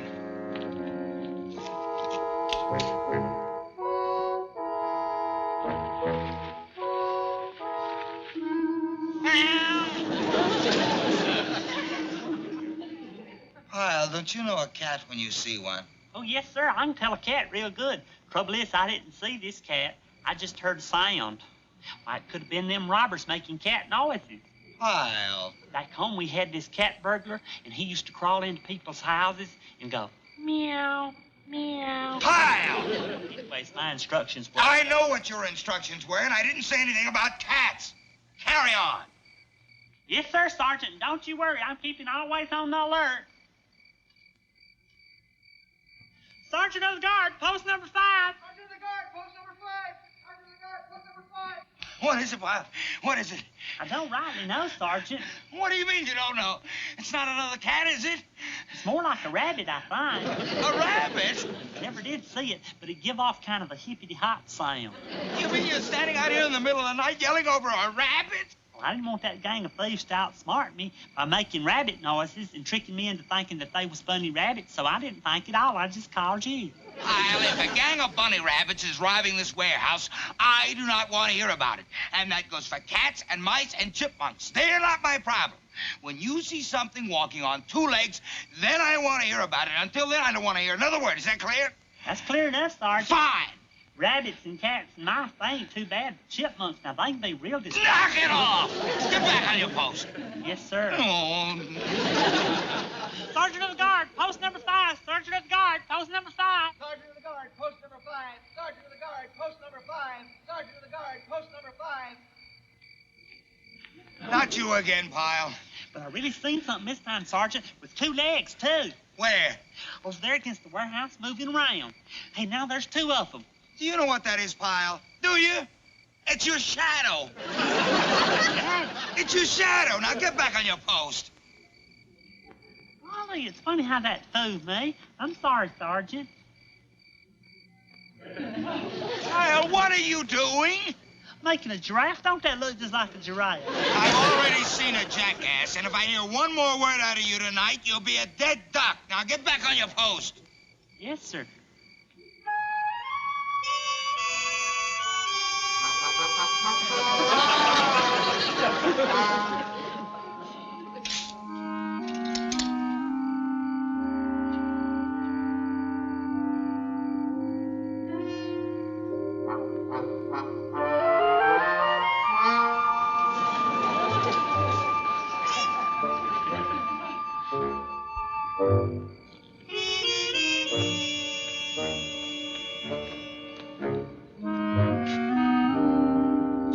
around real slow-like. Well, good work, Sentry. I didn't even hear you coming. You better put up your hands, too. I'm Johnson, Criminal Investigation Department. My identification's in my pocket. Yes, sir, that very well may be the case. Aren't you going to let me show it to you? No, sir. Why not? Orders from my sergeant, Sergeant Carter. He told me if anybody told me anything, not to believe him. So I'll just hold you here till he comes. That's good practice. Very good. Yes, sir, thank you. Aren't you going to call him? No, sir, I got orders from my sergeant not to. What kind of an order is that? Oh, he's right. See, I called him out for a rabbit and a cat and a shatter. After that, he just didn't want to hear from me. What are we supposed to do, stand here all night? Well, he didn't give me no orders about that, so I guess that's what we'll do. Look, Private. Private Gomer Pyle, sir. Look, Pyle, even if you won't look at my identification, what do you think I am? Oh, I got strict orders not to think, 'cause if you was a member of that warehouse gang, why, you could outthink me real easy. So the smart thing for me to do is just to make my mind a blank. You don't have any trouble there. No, sir, that comes real easy. Private, how would it be if I called the sergeant of the guard? Now, that's a real good idea. Why didn't I think of that? Your mind's a blank. Sergeant of... You're like a fool.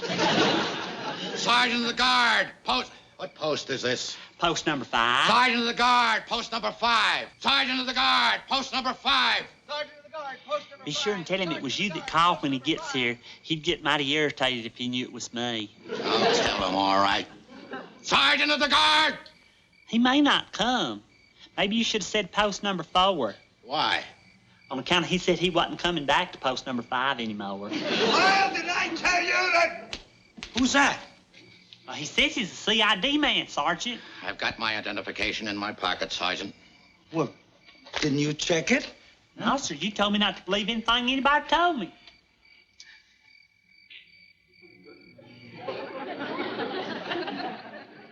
Sorry, sir. Can I take my hands down now? After 10 minutes, the circulation cuts off. Of course, sir. Why didn't you call me sooner? Well, you said not to, Well, Sergeant. never mind what I said. Use your hand. That's just what you warned me again, Sergeant. He didn't call you at all, Carter. I had to.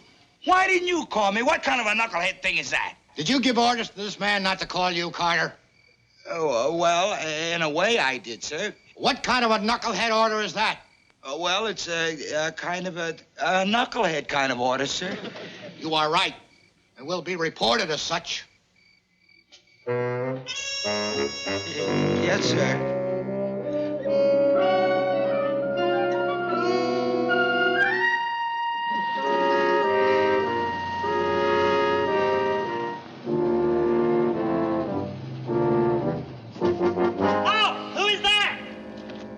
Sentry, Captain. Halt! Who is there?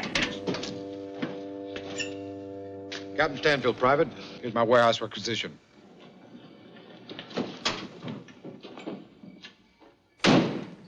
All personnel. Expedite. Rush shipment. Well, I don't know much about requisition, but this sure looks like a good one. Good. I'd appreciate it very much if you help my men load. Be glad to, sir.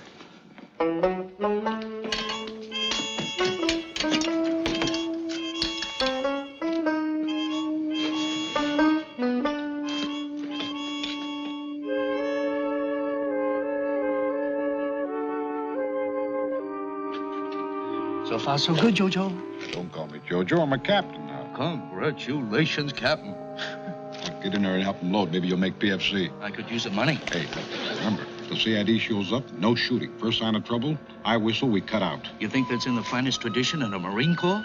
Get in there and help that stupid sentry load, will you? Aye, aye, Captain.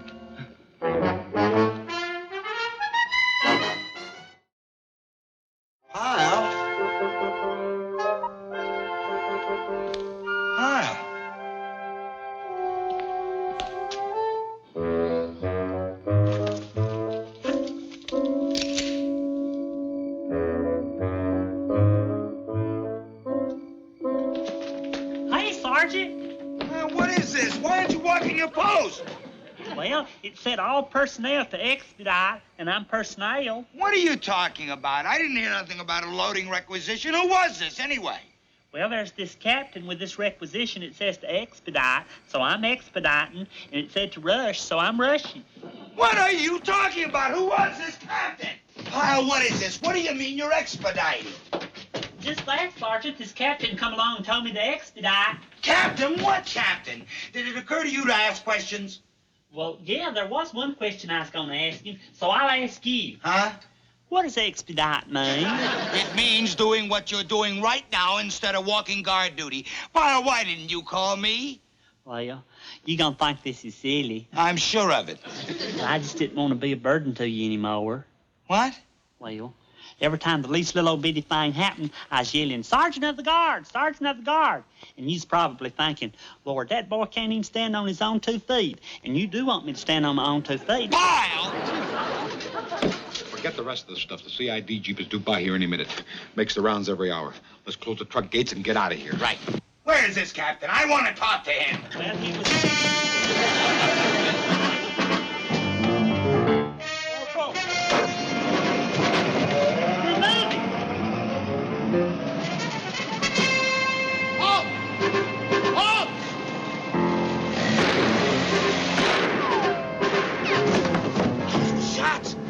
Sure sounded like it. Pyle, do you realize what's happening?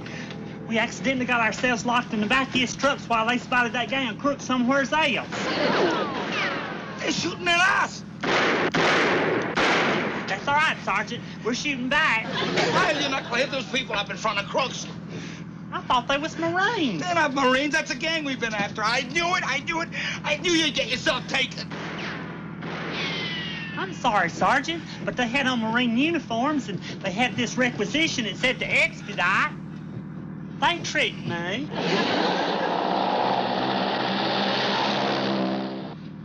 All right. They don't seem to know we're back here. Do you think we ought to let them know? We don't want them to know. Now, look, here's what we'll do. They got to be getting back to their hideout any minute. And when they do, where's your rifle? Golly, I left it leaning up against the wall. That's a great place for it. Well, I'm sorry, Sergeant, but I couldn't carry my rifle and expedite all at the same time. All right, listen up.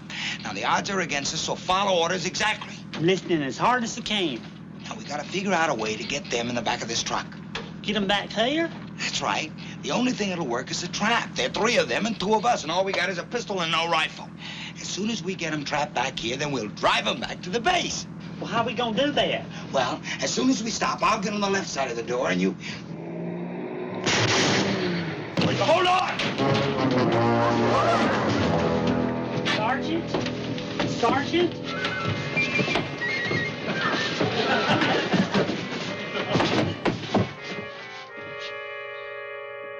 Sergeant Carter, I think we're here.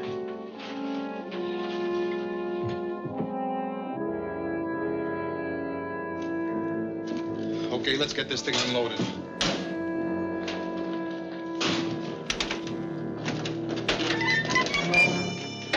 Hi! Bet y'all didn't know I was in here. Come on, get down out of there. Didn't you see him in that truck before you slammed the doors? Who had time to look? What are we gonna do with him? Guess you wouldn't want to drive me back to the base. I could catch a bus. About out of suggestions. Well, don't you worry. We'll think of something. You guys get in there and unload. I'll keep an eye on it. Oh, I'll unload it for you. After all, I loaded it up. All right, go ahead, unload. Glad to help out. Sergeant.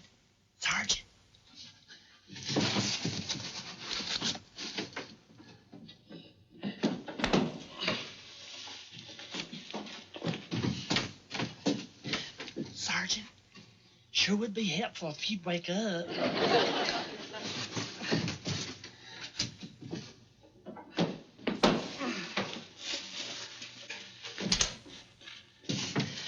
Sergeant, would you mind greatly if I took your gun?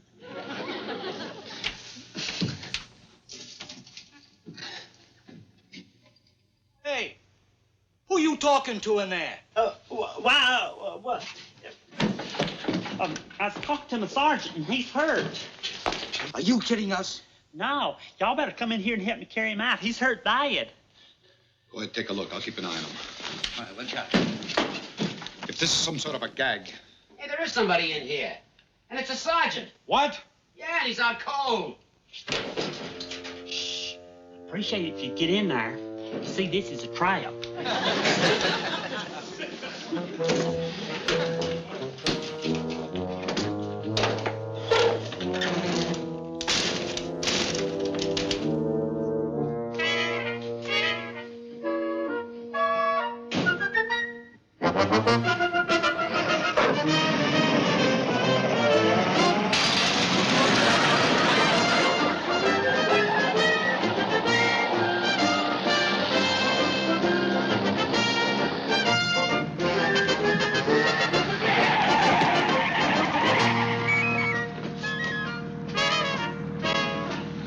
Hey, what are you guys doing here?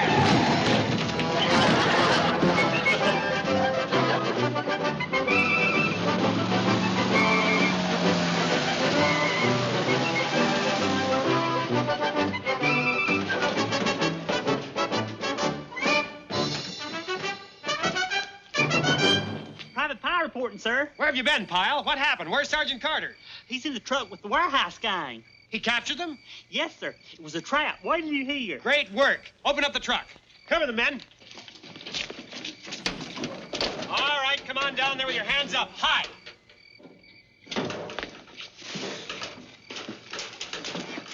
Where's Sergeant Carter?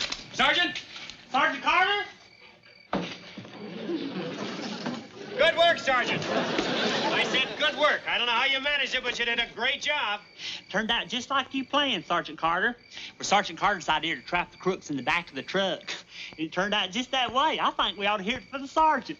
That's not all. There'll be that commendation I mentioned. Yes, sir. Good going, Sergeant. And you got a good man here with you. All right, get him inside. Yes, sir. I got a good man here.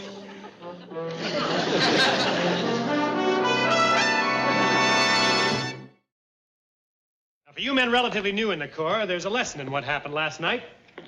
Sergeant Carter here has had 14 years as a Marine, 14 years of training, conditioning. He probably could have fought those men for their weapons and engaged in a bloody gun battle, but he elected to pursue a sensible approach and bring in the thieves without firing a shot. His trapping of the gang in the back of that truck was a masterpiece of strategy. Sergeant? Yes, sir. Once again, well done. Now dismiss your men. Aye, sir. Detail, take, head! There's head! Pyle. Yes, Sergeant. Come here. You want to tell me something? No, I want you to tell me something. Huh? Tell me what happened. Start at the beginning. Don't leave anything out. Well, from the beginning, there was this feller come along dressed as a Marine captain with this requisition.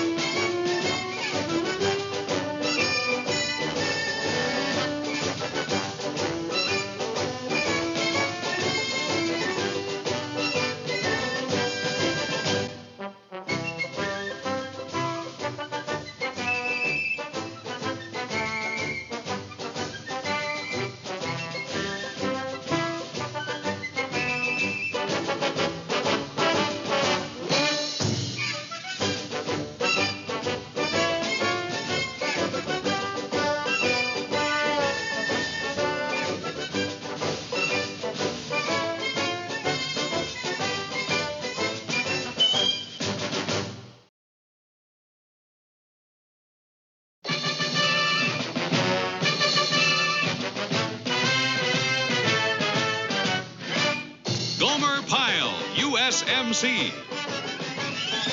Starring Jim Neighbors as Gomer Pyle. Also starring Frank Sutton as Sergeant Carter.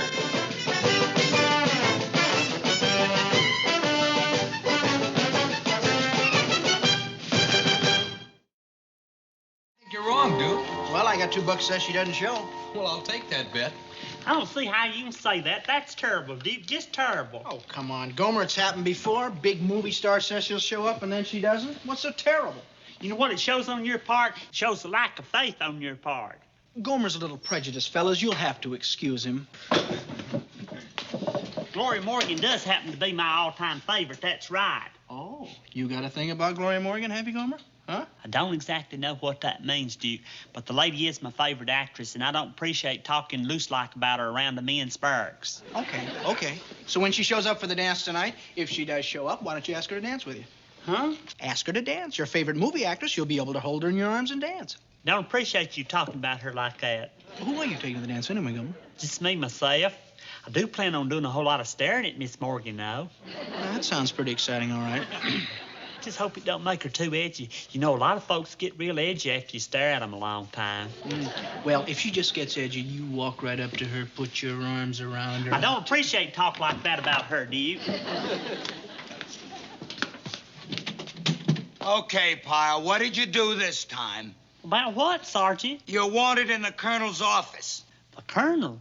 He wants me? Well, he asked specifically for you. There's only one Gomer Pyle. I don't think the world is ready for another Gomer Pyle. I wonder what the colonel wants. Well, there's only one way to find out, Pyle. Get over there on the double.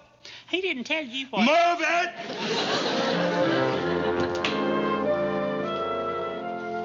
Private fire reporting is ordered, sir.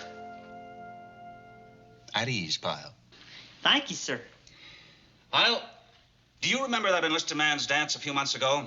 The one you took my daughter Jane to? Yes, sir. I remember. And I'm sorry. Why are you sorry? She had a very nice time. She did? Well, I did, too. I really, truly did. Not only is Miss Jane real nice, but she's a real good dancer, too. Do you know she didn't even stumble once that whole evening? Yes. Jane's home again. Has a little time off from school. And I was wondering if you'd care to take her to this evening's dance. Yes, sir. I sure would, sir. I'd consider that a real honor. Fine. You can pick her up a little after 8. I'll authorize a Jeep for your use. Yes, sir. Thank you, sir. Carry on, Pyle. Sir? Yes, Pyle? When I bring Miss Jane home, I'll be real careful not to squeal brakes, just in case you and the missus decide to turn in early. Thank you, Pyle. That's very thoughtful. That ain't all, Duke. Her daddy said I could even use the Jeep to take Miss Jane to the dance. No two ways about it, Gomer. You're becoming quite a ladies' man. And with the colonel's daughter. Well, go on, Duke. But we did hit it off kind of good that first date. Hey, Gomer, do me a favor. Sure, Duke. What? Invite me over to your house for dinner after you get married so I can hobnob with you and all the other brass. Won't do me any harm to show I'm buddy-buddy with the colonel's son-in-law. Oh, Duke. I think you're just... Guess what? They're bringing Gloria Morgan to the barracks. She's headed this way. You're kidding. Go on. They wouldn't do that. Women ain't allowed in Marines barracks. I just saw her outside. Come on. Let's get this place squared away. They're bringing a civilian visitor through any minute. Then it's true, Sergeant? Gloria Morgan's coming through this very barracks? The Gloria Morgan? That's right. She arrived a little early, so she's being shown around the base. Did we catch you unawares? Shazam! I'm so excited. Just feeling my heart, Sergeant. It's going ka-thump. Pyle! I'm so nervous. How'll I act when she gets here? What do you mean, how you act? You just stand there at attention and don't talk. Talk? Well, if she looks at me, I'll just die. Good. I'll see what can be arranged. Here they come. All right, knock it off. Get back to your bus. Take hut! Hello, boys. Hello. The living quarters are pretty much alike in all the huts. Bunks, lockers. Why, do you mean to tell me that they keep everything they own in these little lockers? Oh, yes, ma'am. Just about everything they need. Well, now, whose locker is this? Well, whose locker is this? It's Private Pyle's locker, sir. Isn't it, Pyle? Yeah. Yes, ma'am. Sergeant. I mean, sir. Well, now, I just bet you put those pictures up there when you heard I was coming, didn't you? Very sweet, though. No, ma'am. Across my heart, I didn't. They've been stuck up there almost ever since I've been here, honest. Really? Well, I'm very flattered. Not only that, but I've seen all your movies, too. There was Doomsday at Toronto, It Happens Every Payday, Lost Lovers Forever, Dinner with Diana, I love you, I love you, I love you. I seen that one 3 times. Lady be bad and faithful till tomorrow. My goodness, what a memory you have. You know, I did some of those pictures so long ago, I didn't even remember them myself. Oh, that's very sweet. Say, would you like me to autograph that picture for you? Golly. Would you, ma'am? Oh, I'd love to. Does anybody have that? Fountain pen, is that what you want? Now, what's your name? Pyle. Gomer Pyle. Gomer like Homer except with a G, and Pyle like Pyle except with a Y. Are you going to make that other picture, ma'am? The one with you and Mr. Hudson together on that island with the overactive volcano? How'd you know about that? Well, you being my favorite female movie star and all, I not only see all your pictures, but I read all I can about you, too. You know, I think you know more about me than my agent does. Well, thank you kindly for your autograph, ma'am. Oh, it was my pleasure. I've seen a lot of your pictures, too, Miss Morgan. Really? How nice. Well, goodbye, boys. Bye. Bye, Homer. Gomer. Bye, ma'am. It's sure a pleasure talking to you. Bye. If she looks at me, I'll die. I'll just die.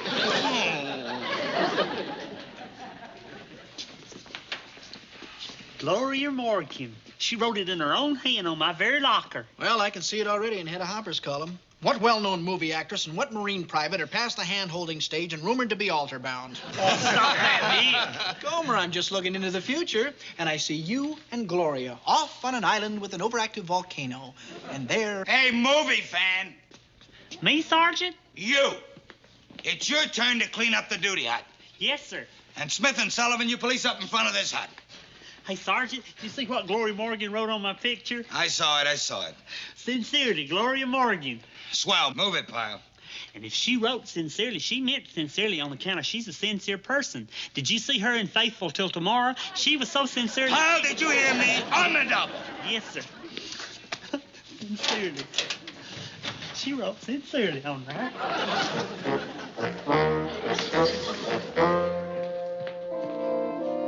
You know something, men? I think Gloria Morgan really got to Gomer.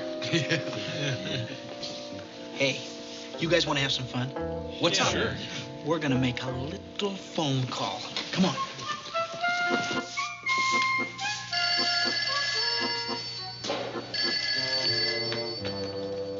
Sergeant Carter's quarters. Let me talk to Sergeant Carter. Well, he ain't here right now. Can I take a message? Well, I'm trying to get in touch with a Private Gomer Pyle. Oh? Well, this here's Gomer Pyle talking. Hold on a minute, Private.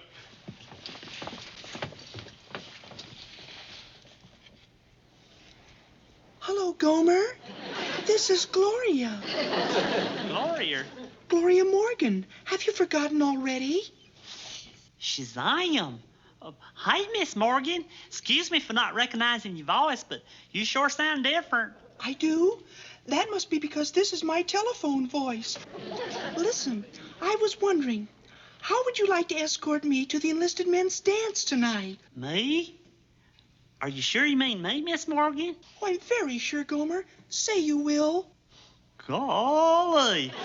What an honor. What a real honor. It's all settled, then. You can pick me up at the guest quarters at the Officers Club tonight at 8 o'clock. Toodaloo.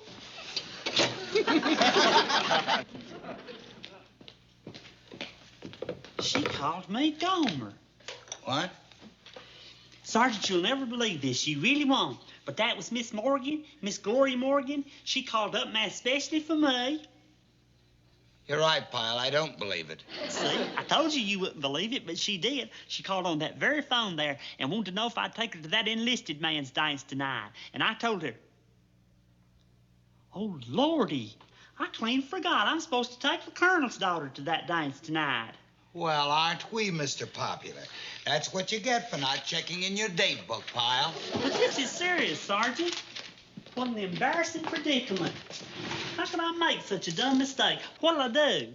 Pyle, don't bother me. But this is serious, Sergeant. I can't take both those girls to that dance. What'll I do? Please tell me. Well, it's simple, really. You just call up both gals and you tell them you're sorry, you can't take them to the dance because you won't be able to dance tonight. Huh? Why won't I be able to dance? I forgot to tell you. Before you call, you shoot yourself in the leg.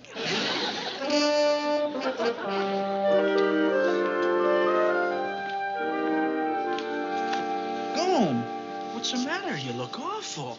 Oh, I got myself a terrible problem, Duke. Just terrible. Well, what is it, pal? Well, Miss Morgan called, Miss Gloria Morgan, and she wanted to know if I'd escort her to the dance tonight.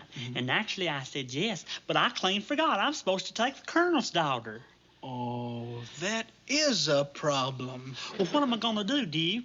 If I back out on Miss Jane, well, that'll hurt her feelings. And if I back out on... Oh, I got myself into real trouble this time. I feel awful, just awful. Gomer? Yes, sirree. Real honest-to-goodness trouble. Look, Gomer, hold it. Before you blow a gasket, I got some news for you. You don't have a date with Gloria Morgan. Well, sure I do. Miss Morgan herself called me on the phone. That wasn't Gloria Morgan that called you. Huh? It was me, playing a little joke. I don't believe it. You don't? Hello, Gomer. This is Gloria Morgan, you silly boy.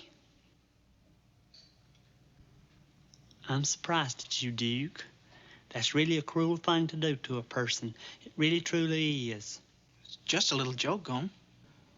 Well, it's still a mean thing to do. I guess it was kind of a cruel trick at that. I'm sorry. Shake, pal?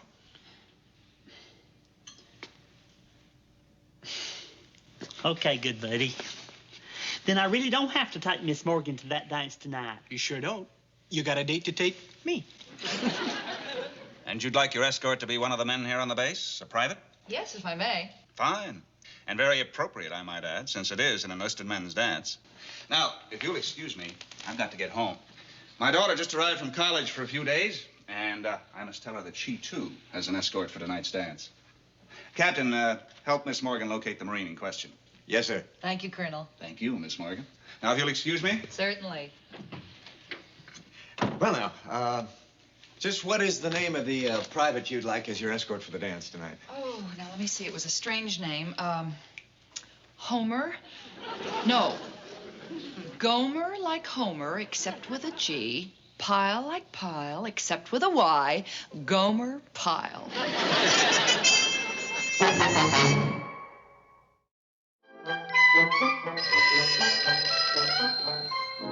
Sergeant Carter here. Yes, sir. Private Pyle, sir? I'll get him for you right away. He's in the area. Hey, Pyle! Get over here. You want on the phone? He'll be right in, sir. Yes, sir. Phone for me, Sergeant? It's the captain. Are they doing that again? They doing what again? Oh, they acted out this mean trick. I told them it was a cruel joke, and I'll tell them again.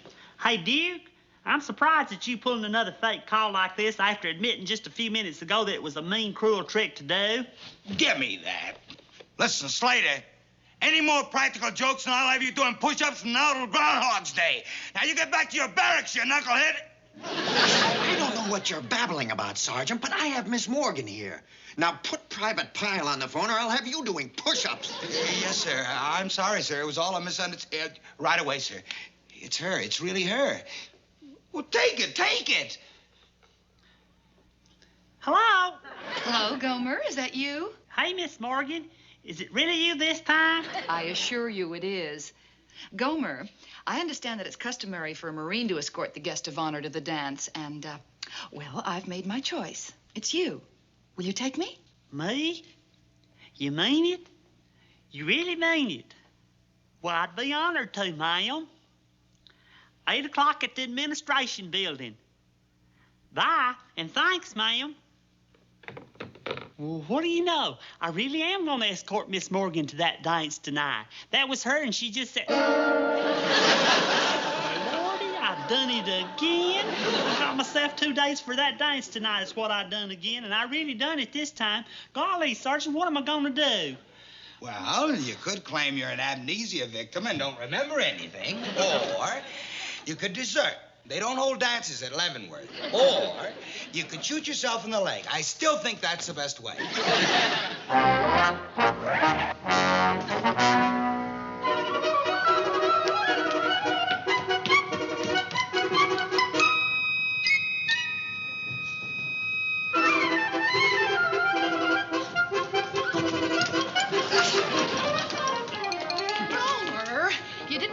finish my makeup. Are we late? I just want to get to the dance.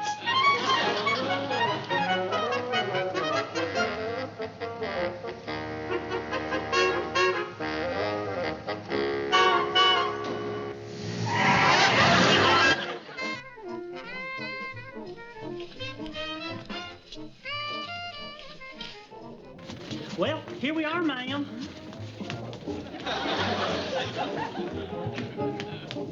Gomer, why do you keep looking at your watch? Oh, I guess it's because that the Marines do everything by the clock, ma'am. Shall we dine? Well, I thought first we should take a walk.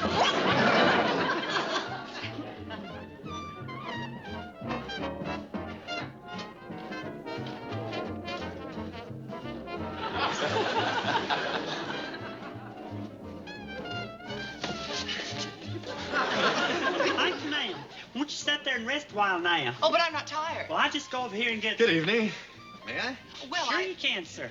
You two enjoy yourselves, and I'll be right back.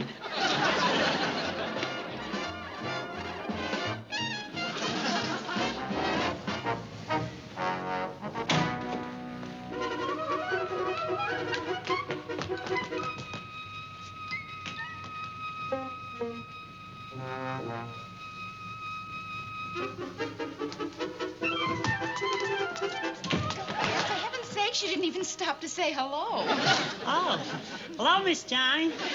Well, let's go.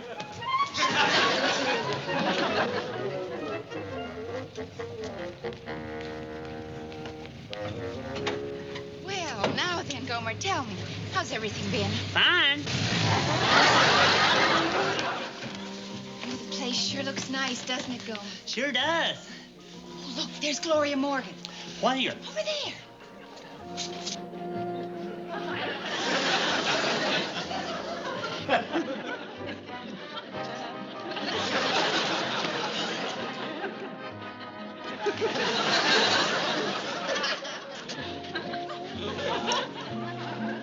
I'd love to meet her, wouldn't you, Gomer?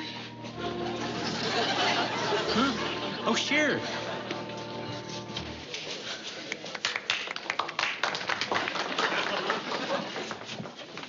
Excuse me, ma'am. I'll go get us some punch. Oh, but Gomer, I really didn't...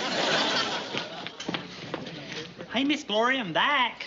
Did you enjoy dancing with Captain Murdoch? Oh, yes, I had several dances with Captain Murdoch. Captain Murdoch's a real good dancer. I thought you'd enjoy dancing with him. Yes, I did, but now I'd like to finish our dance. Would you excuse us, please? Gomer? Yes, ma'am.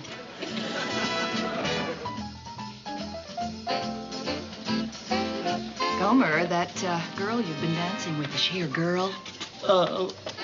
What girl? The one you've been dancing with. Well, what makes you think that? Well, she hasn't taken her eyes off you. Excuse me, ma'am. I'll get us some punch. But Gomer,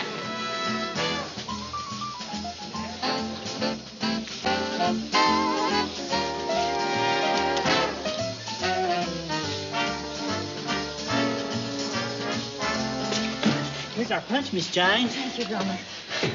I see you were dancing with the guest of honor.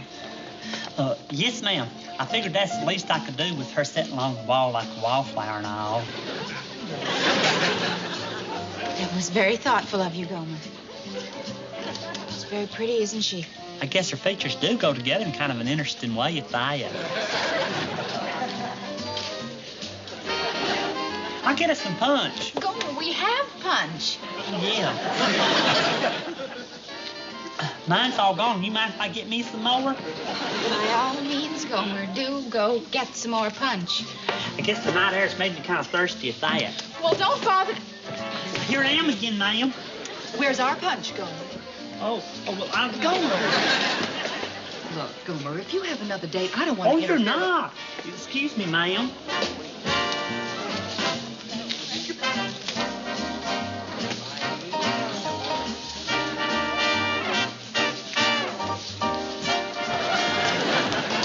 Hey, Miss Jane, I got us some more punch. Gomer, I don't want any more punch.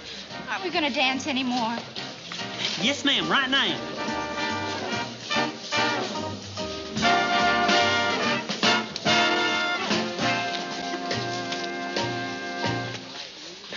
Well, what do you know? The music stopped.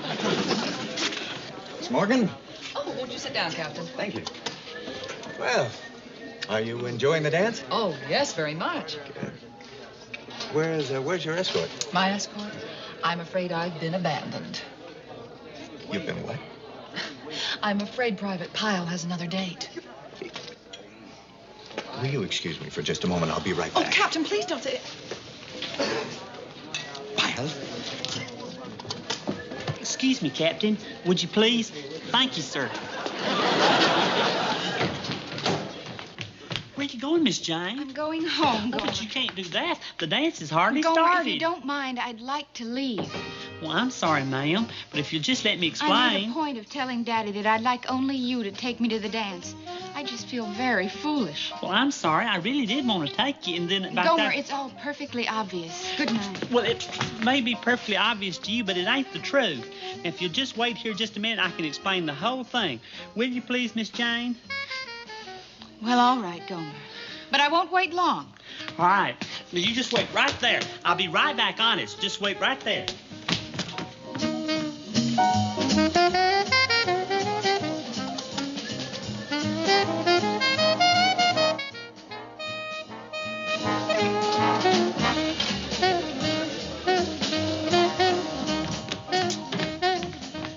Miss Jane?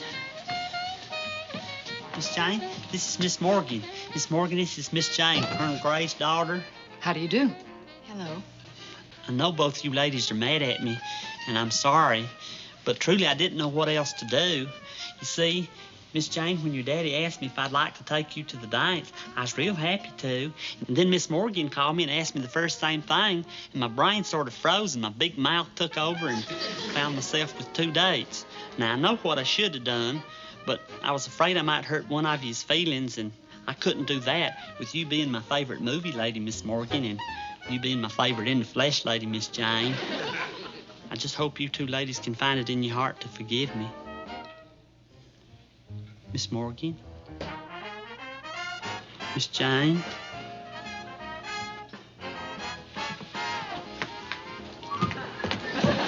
Damn! Well, I declare. Hey, Sergeant.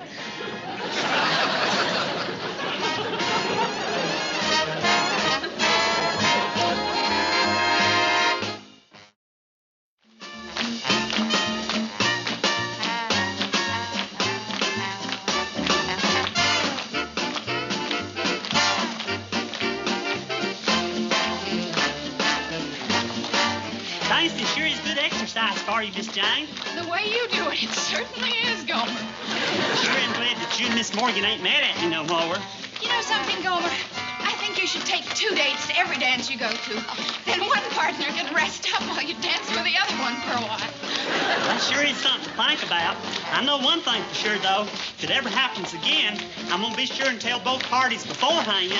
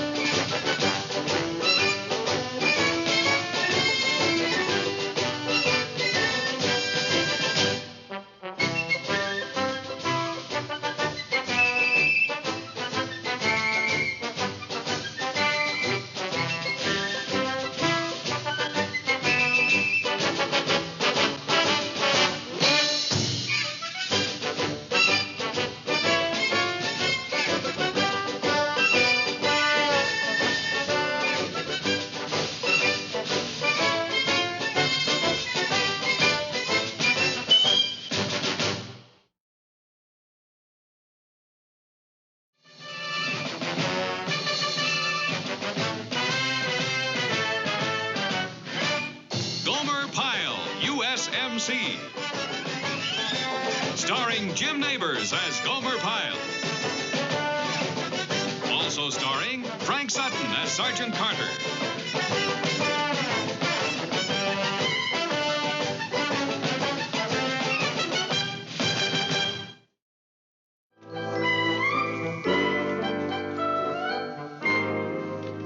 really something being a sergeant, ain't it, Sergeant?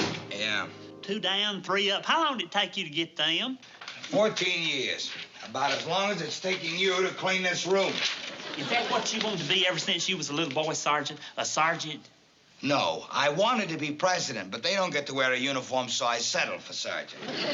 It's kind of a shame you didn't go into politics at that. You're friendly, you're honest, you're clever. Knock it off! Got a good speaking voice. Do your work. I'll be right back.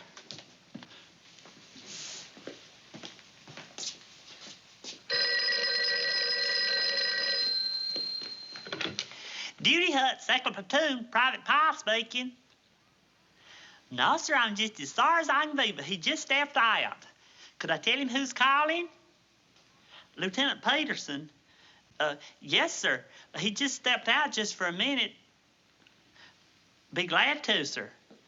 None of the platoon is to go on liberty. Special assignment. Hey, could you hold on just a tiny bit, sir, while I find a pencil to write this down with? Sir? Sergeant Carter's report to the colonel's office on the double. Well, if you can wait just a half a second while I write this... Hello? Hello? None of the platoon is to go on liberty, special assignment, colonel's office on double. None of the platoon is to go on liberty, special assignment, colonel's office on double. None of the platoon is to go on liberty, special assignment, colonel's office on double. None of the platoon is to go on liberty, special assignment. Pyle! Special... Clear out of here. I want to catch the first Liberty bus into town. On the double. There.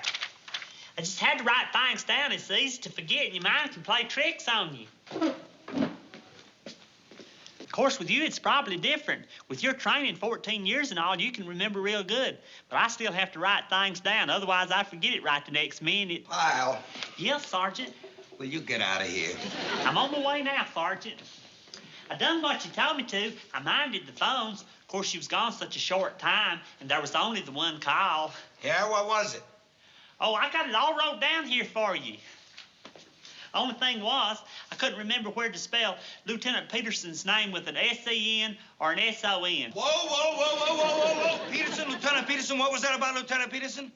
Oh, well, it was just that I didn't know how to spell his name, S-E-N or S-O-N. I put down S-E-N. What's the matter, Sergeant? Was it supposed to be S-O-N? Did he call here, Lieutenant Peterson? What did he want? What was the message? Well, it's all wrote down over here. Huh? Give me that. Who can read this? Let me see. Some of the platoon... No, that's... None of the platoon is Taga. Taga? What's a Taga? Oh, that's to go. That's funny. I thought that said... What else? What else? None of the platoon is to go on. What's that word right there? How do I know? You wrote it. Oh, I got it. None of the platoon is to go on liberty. Special assignment, and you're to report to the colonel's office on the bubble. Double. That's it. That's the message. You never did tell me, Sergeant. Was it S-E-N or S-O-N? Will you get out of here? That's the situation, Sergeant. There are a lot of men ashore from the Fleet Marines, so we're assigning your platoon as extra military police. Yes, sir. You'll do street duty in town this morning and relieve the gate and security details on the base this afternoon. We want the town and entire military installation shaped up. Thorough in appearance and military courtesy. I'm sure my visit will tell me a lot. At ease. I hope so, sir. Oh, Mr. Horton, this is Lieutenant Peterson. Mr. Horton is special counsel here from Washington for a little look-see. How are you, Peterson? Nice to meet you, sir. Could we provide an escort for you, sir? Some transportation? No, I'd like to prowl around alone, find out what's really going on around here. Well, I won't be able to join you for lunch today, Colonel. I have an invitation from the Army Club. Great bunch. I served in the Army myself, 124th. Great outfit. Oh, good background for my work with the Military Appropriations Committee. Yes, sir. Great outfit. Yes, sir. See you later, Colonel.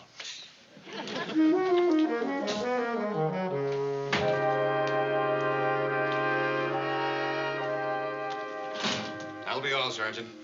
But remember, I want this town and this base policed like it's never been. I understand, sir. Everything will be 4-0 right down the line, sir.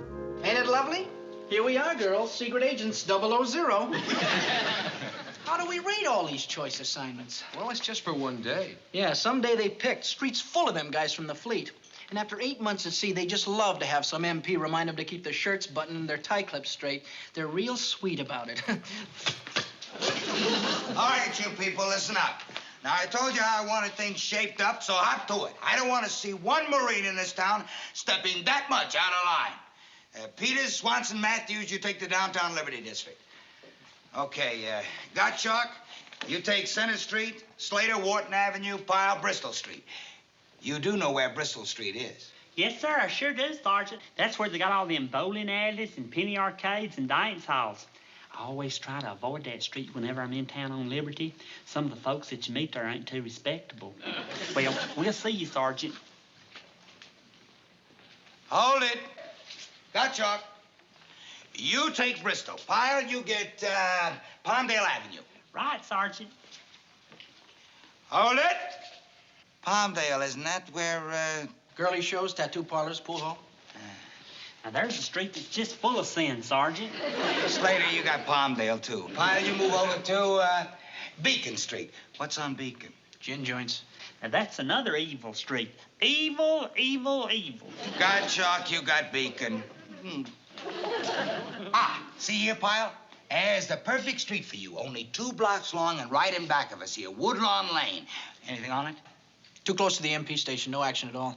Perfect. There's your assignment, Pyle. All 2 blocks of Woodlawn Lane. Walk up, walk down. Just make sure it doesn't explode into violence. I'll do my best, Sergeant. Fine. I wouldn't trust Woodlawn Lane to anyone else. Now, don't leave it and report back to me at noon.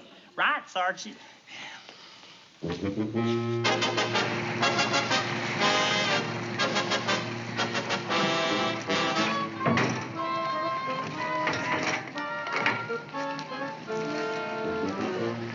here you are, Gomer. I sure wish you was staying with me, Duke. I don't know a thing one about MPing. It's no trouble. You've seen him working before. Never took no notice. The only lawman I ever knew was Sheriff Andy Taylor back home. Same thing. Just be firm, be tough. Tough? But Andy Taylor wasn't tough. He's real nice. Matter of fact, folks was always talking on how nice he was.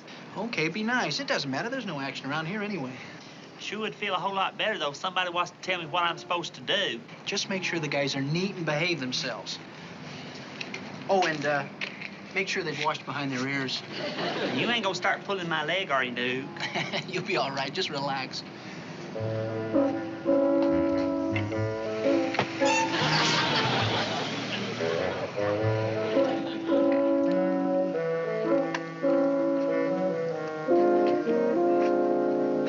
Hey, fellers.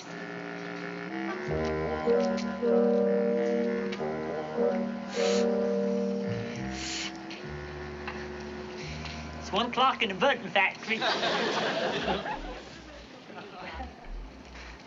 I'm a military policeman, and I'm supposed to tell you fellers about things like collar button, things like that. Fact is, you're kind of my first customers. Oh, you're a military policeman. Uh-huh. That's what it says here, military policeman. Or it would say that if there's room, so they just kind of boiled it down to initials. And this is your first day on the job, right? Right. How'd you know that? Well, you see, that's our duty, to go around town checking on the MPs to make sure they do a good job. That's right, pal. We're checkers. Checkers, huh? Is that kind of like comparison shoppers? Exactly. I think the private here is doing well. What do you think? Not bad. Not bad at all. But there were a couple of things. Well, we could give him a break. It's his first day on the job. We could excuse him. If you really think so. Well, what is it, fellers? Am I doing something wrong? Please tell me. We're not supposed to tell you. We're here to grade you, and then we make a report. Come on. I sure would appreciate it. Well, okay. Just this once. First thing, the armband. Is it wrong? Is it wrong? He don't know. He don't know. How did they ever let you out in the street with it upside down? Upside? Yeah, it's got to be turned the other way. Sure. So when you put your arm up, people can read it. Sure. And that gun belt. Well, is it wrong, too? He don't know. He don't know. He just don't know. Look, the gun belt is supposed to be worn down on the hips, close to the thighs, so you're ready for a quick draw. Like John Wayne does in the Fighting Seabees. Sure, pal. I don't know about that. I kept asking them, but wouldn't nobody tell me. And that hat.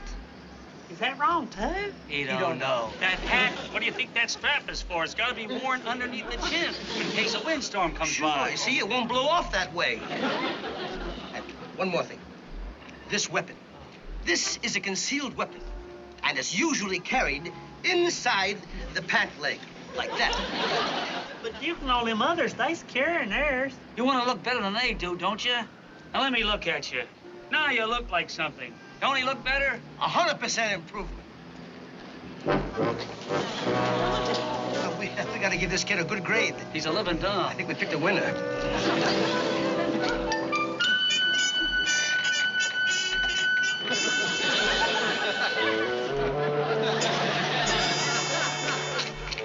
They said they was checkers.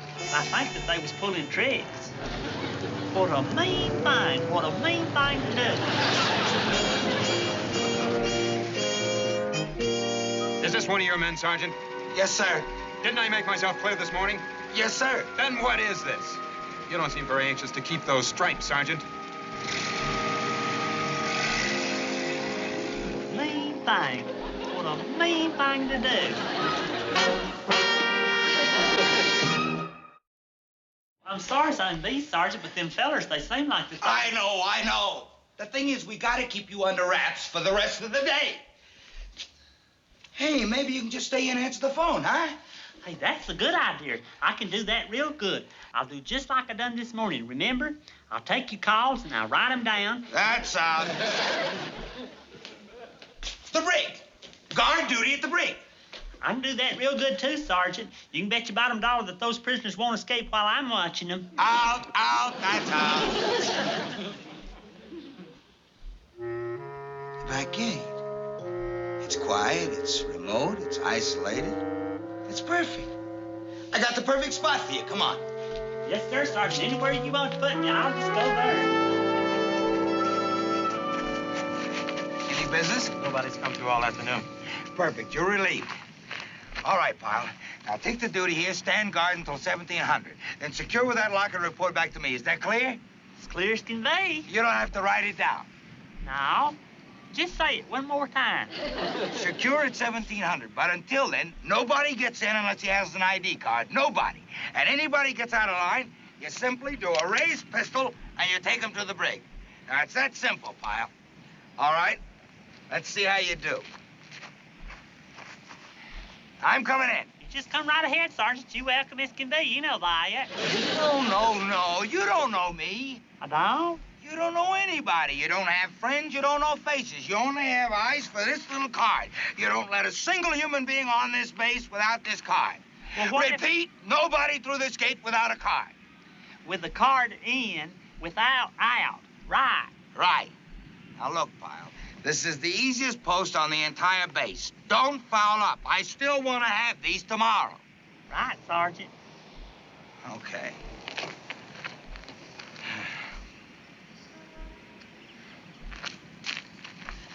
Halt! What are you doing? Nobody passes through here. What? You just told me I don't know you, so halt. That was a test. I said you don't let anybody through without a card. This card. Right. Pass, friend. Oh.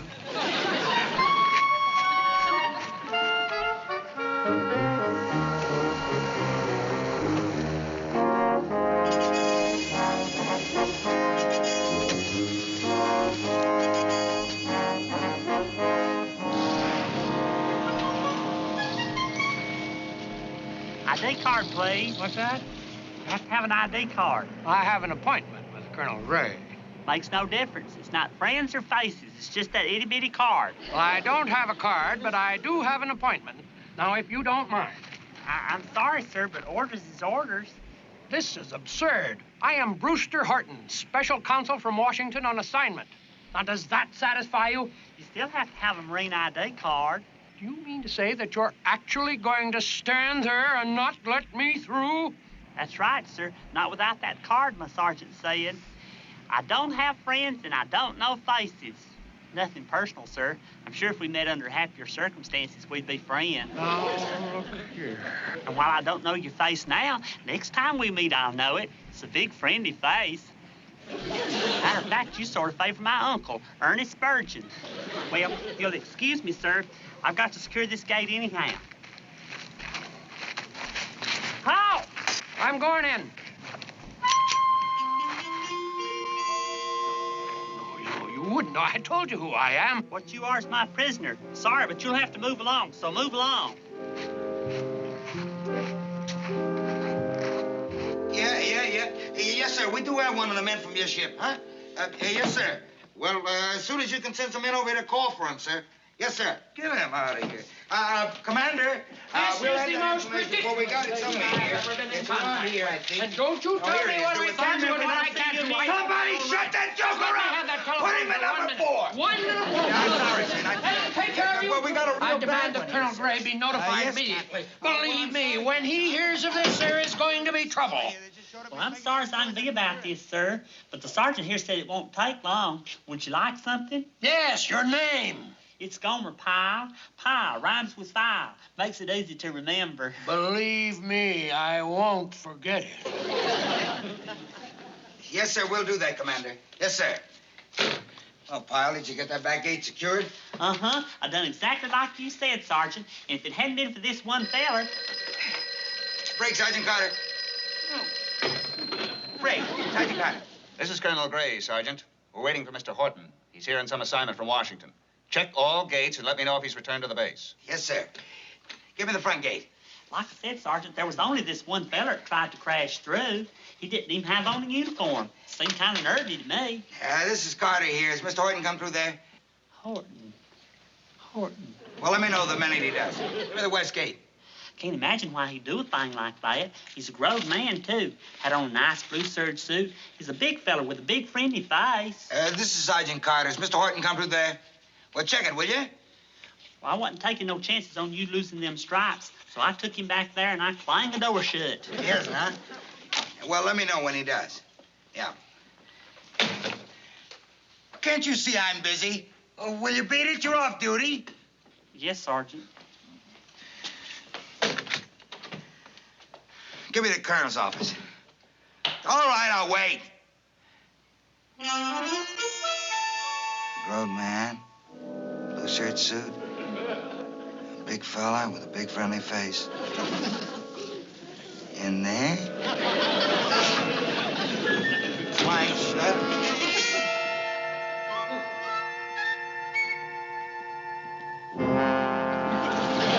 Hello? Someone there? Hello? Colonel? Mr. Horton's on the base.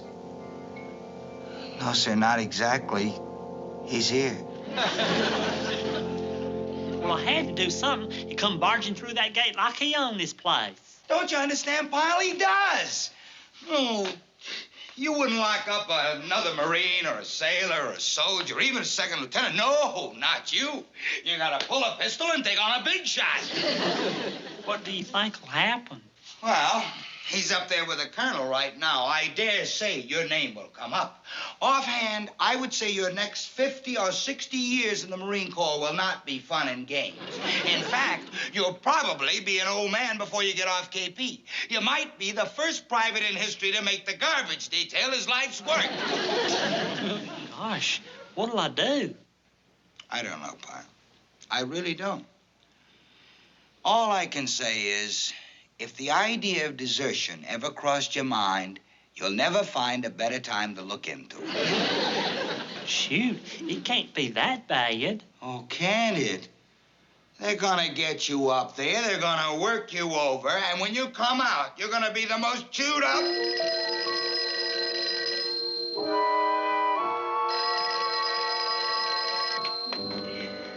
Duty Hut, Sergeant Carter.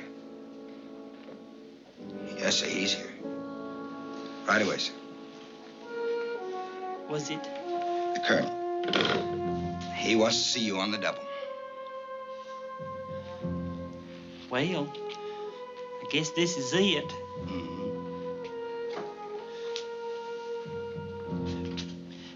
Could you go with me?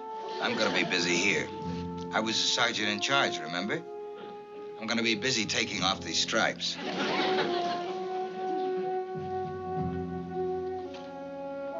Pyle, I do have one suggestion. If they offer you a cigarette and a blindfold, take them both. I have been on many military installations in my career, but I have never been subjected to...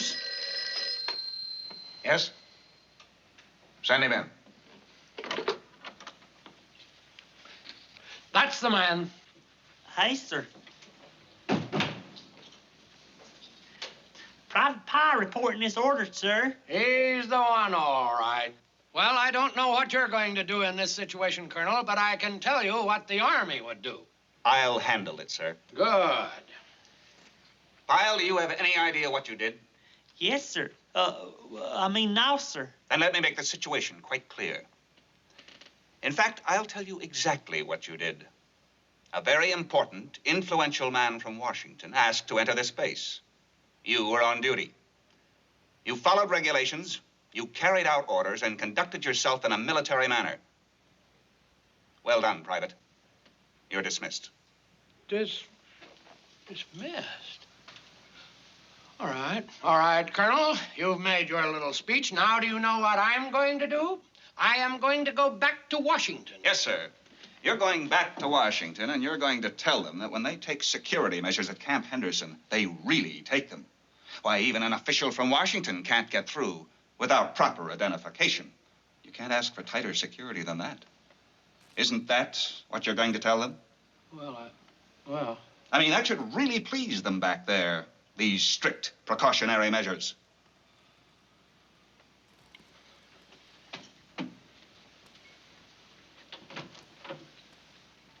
You're dismissed, Private. Then I'm not really in any trouble? Golly! I can't wait to get back and tell Sergeant Carter. I won't even know how to explain it to him. You just tell him what I said, that you followed regulations, carried out orders, and conducted yourself in a military manner. Followed regulations. What's the matter? Do you happen to have a pencil and some paper? It's my memory.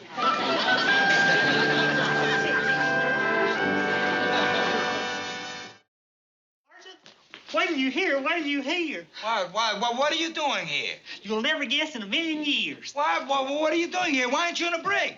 You'll never guess in a million years. This is gonna come as a real surprise to you. What happened? What did the Colonel say? Wait till you hear, Sergeant, wait till you hear. Pyle, what did he say? It's a good thing I wrote it down. He said, I followed regulations and carried out orders and conducted myself in a military manner. Are you kidding? He bragged on me and said dismissed. Well, how about that, huh? The old man's okay, huh? He backed you up against a big brass. Guess you don't have to worry about them stripes now, neither. Hey, that's right. I told him what you done, too, Sergeant. Hey, you did, huh? You put in a plug for me, huh? You told him I was the one that instructed you in the rules and regulations? I told him what you said, how this never would have happened if it'd been you, that you would have let that man in without an ID card. What did he say to that? Oh, I wrote that down, too. Sergeant Carter will not go on liberty next weekend. He will report for MP duty, checking ID cards at the back gate all day Saturday and Sunday. I think that's Sunday. It must be Sunday. It's got a big curly letter in front. It has to be an S. Like I said, my handwriting's so poor.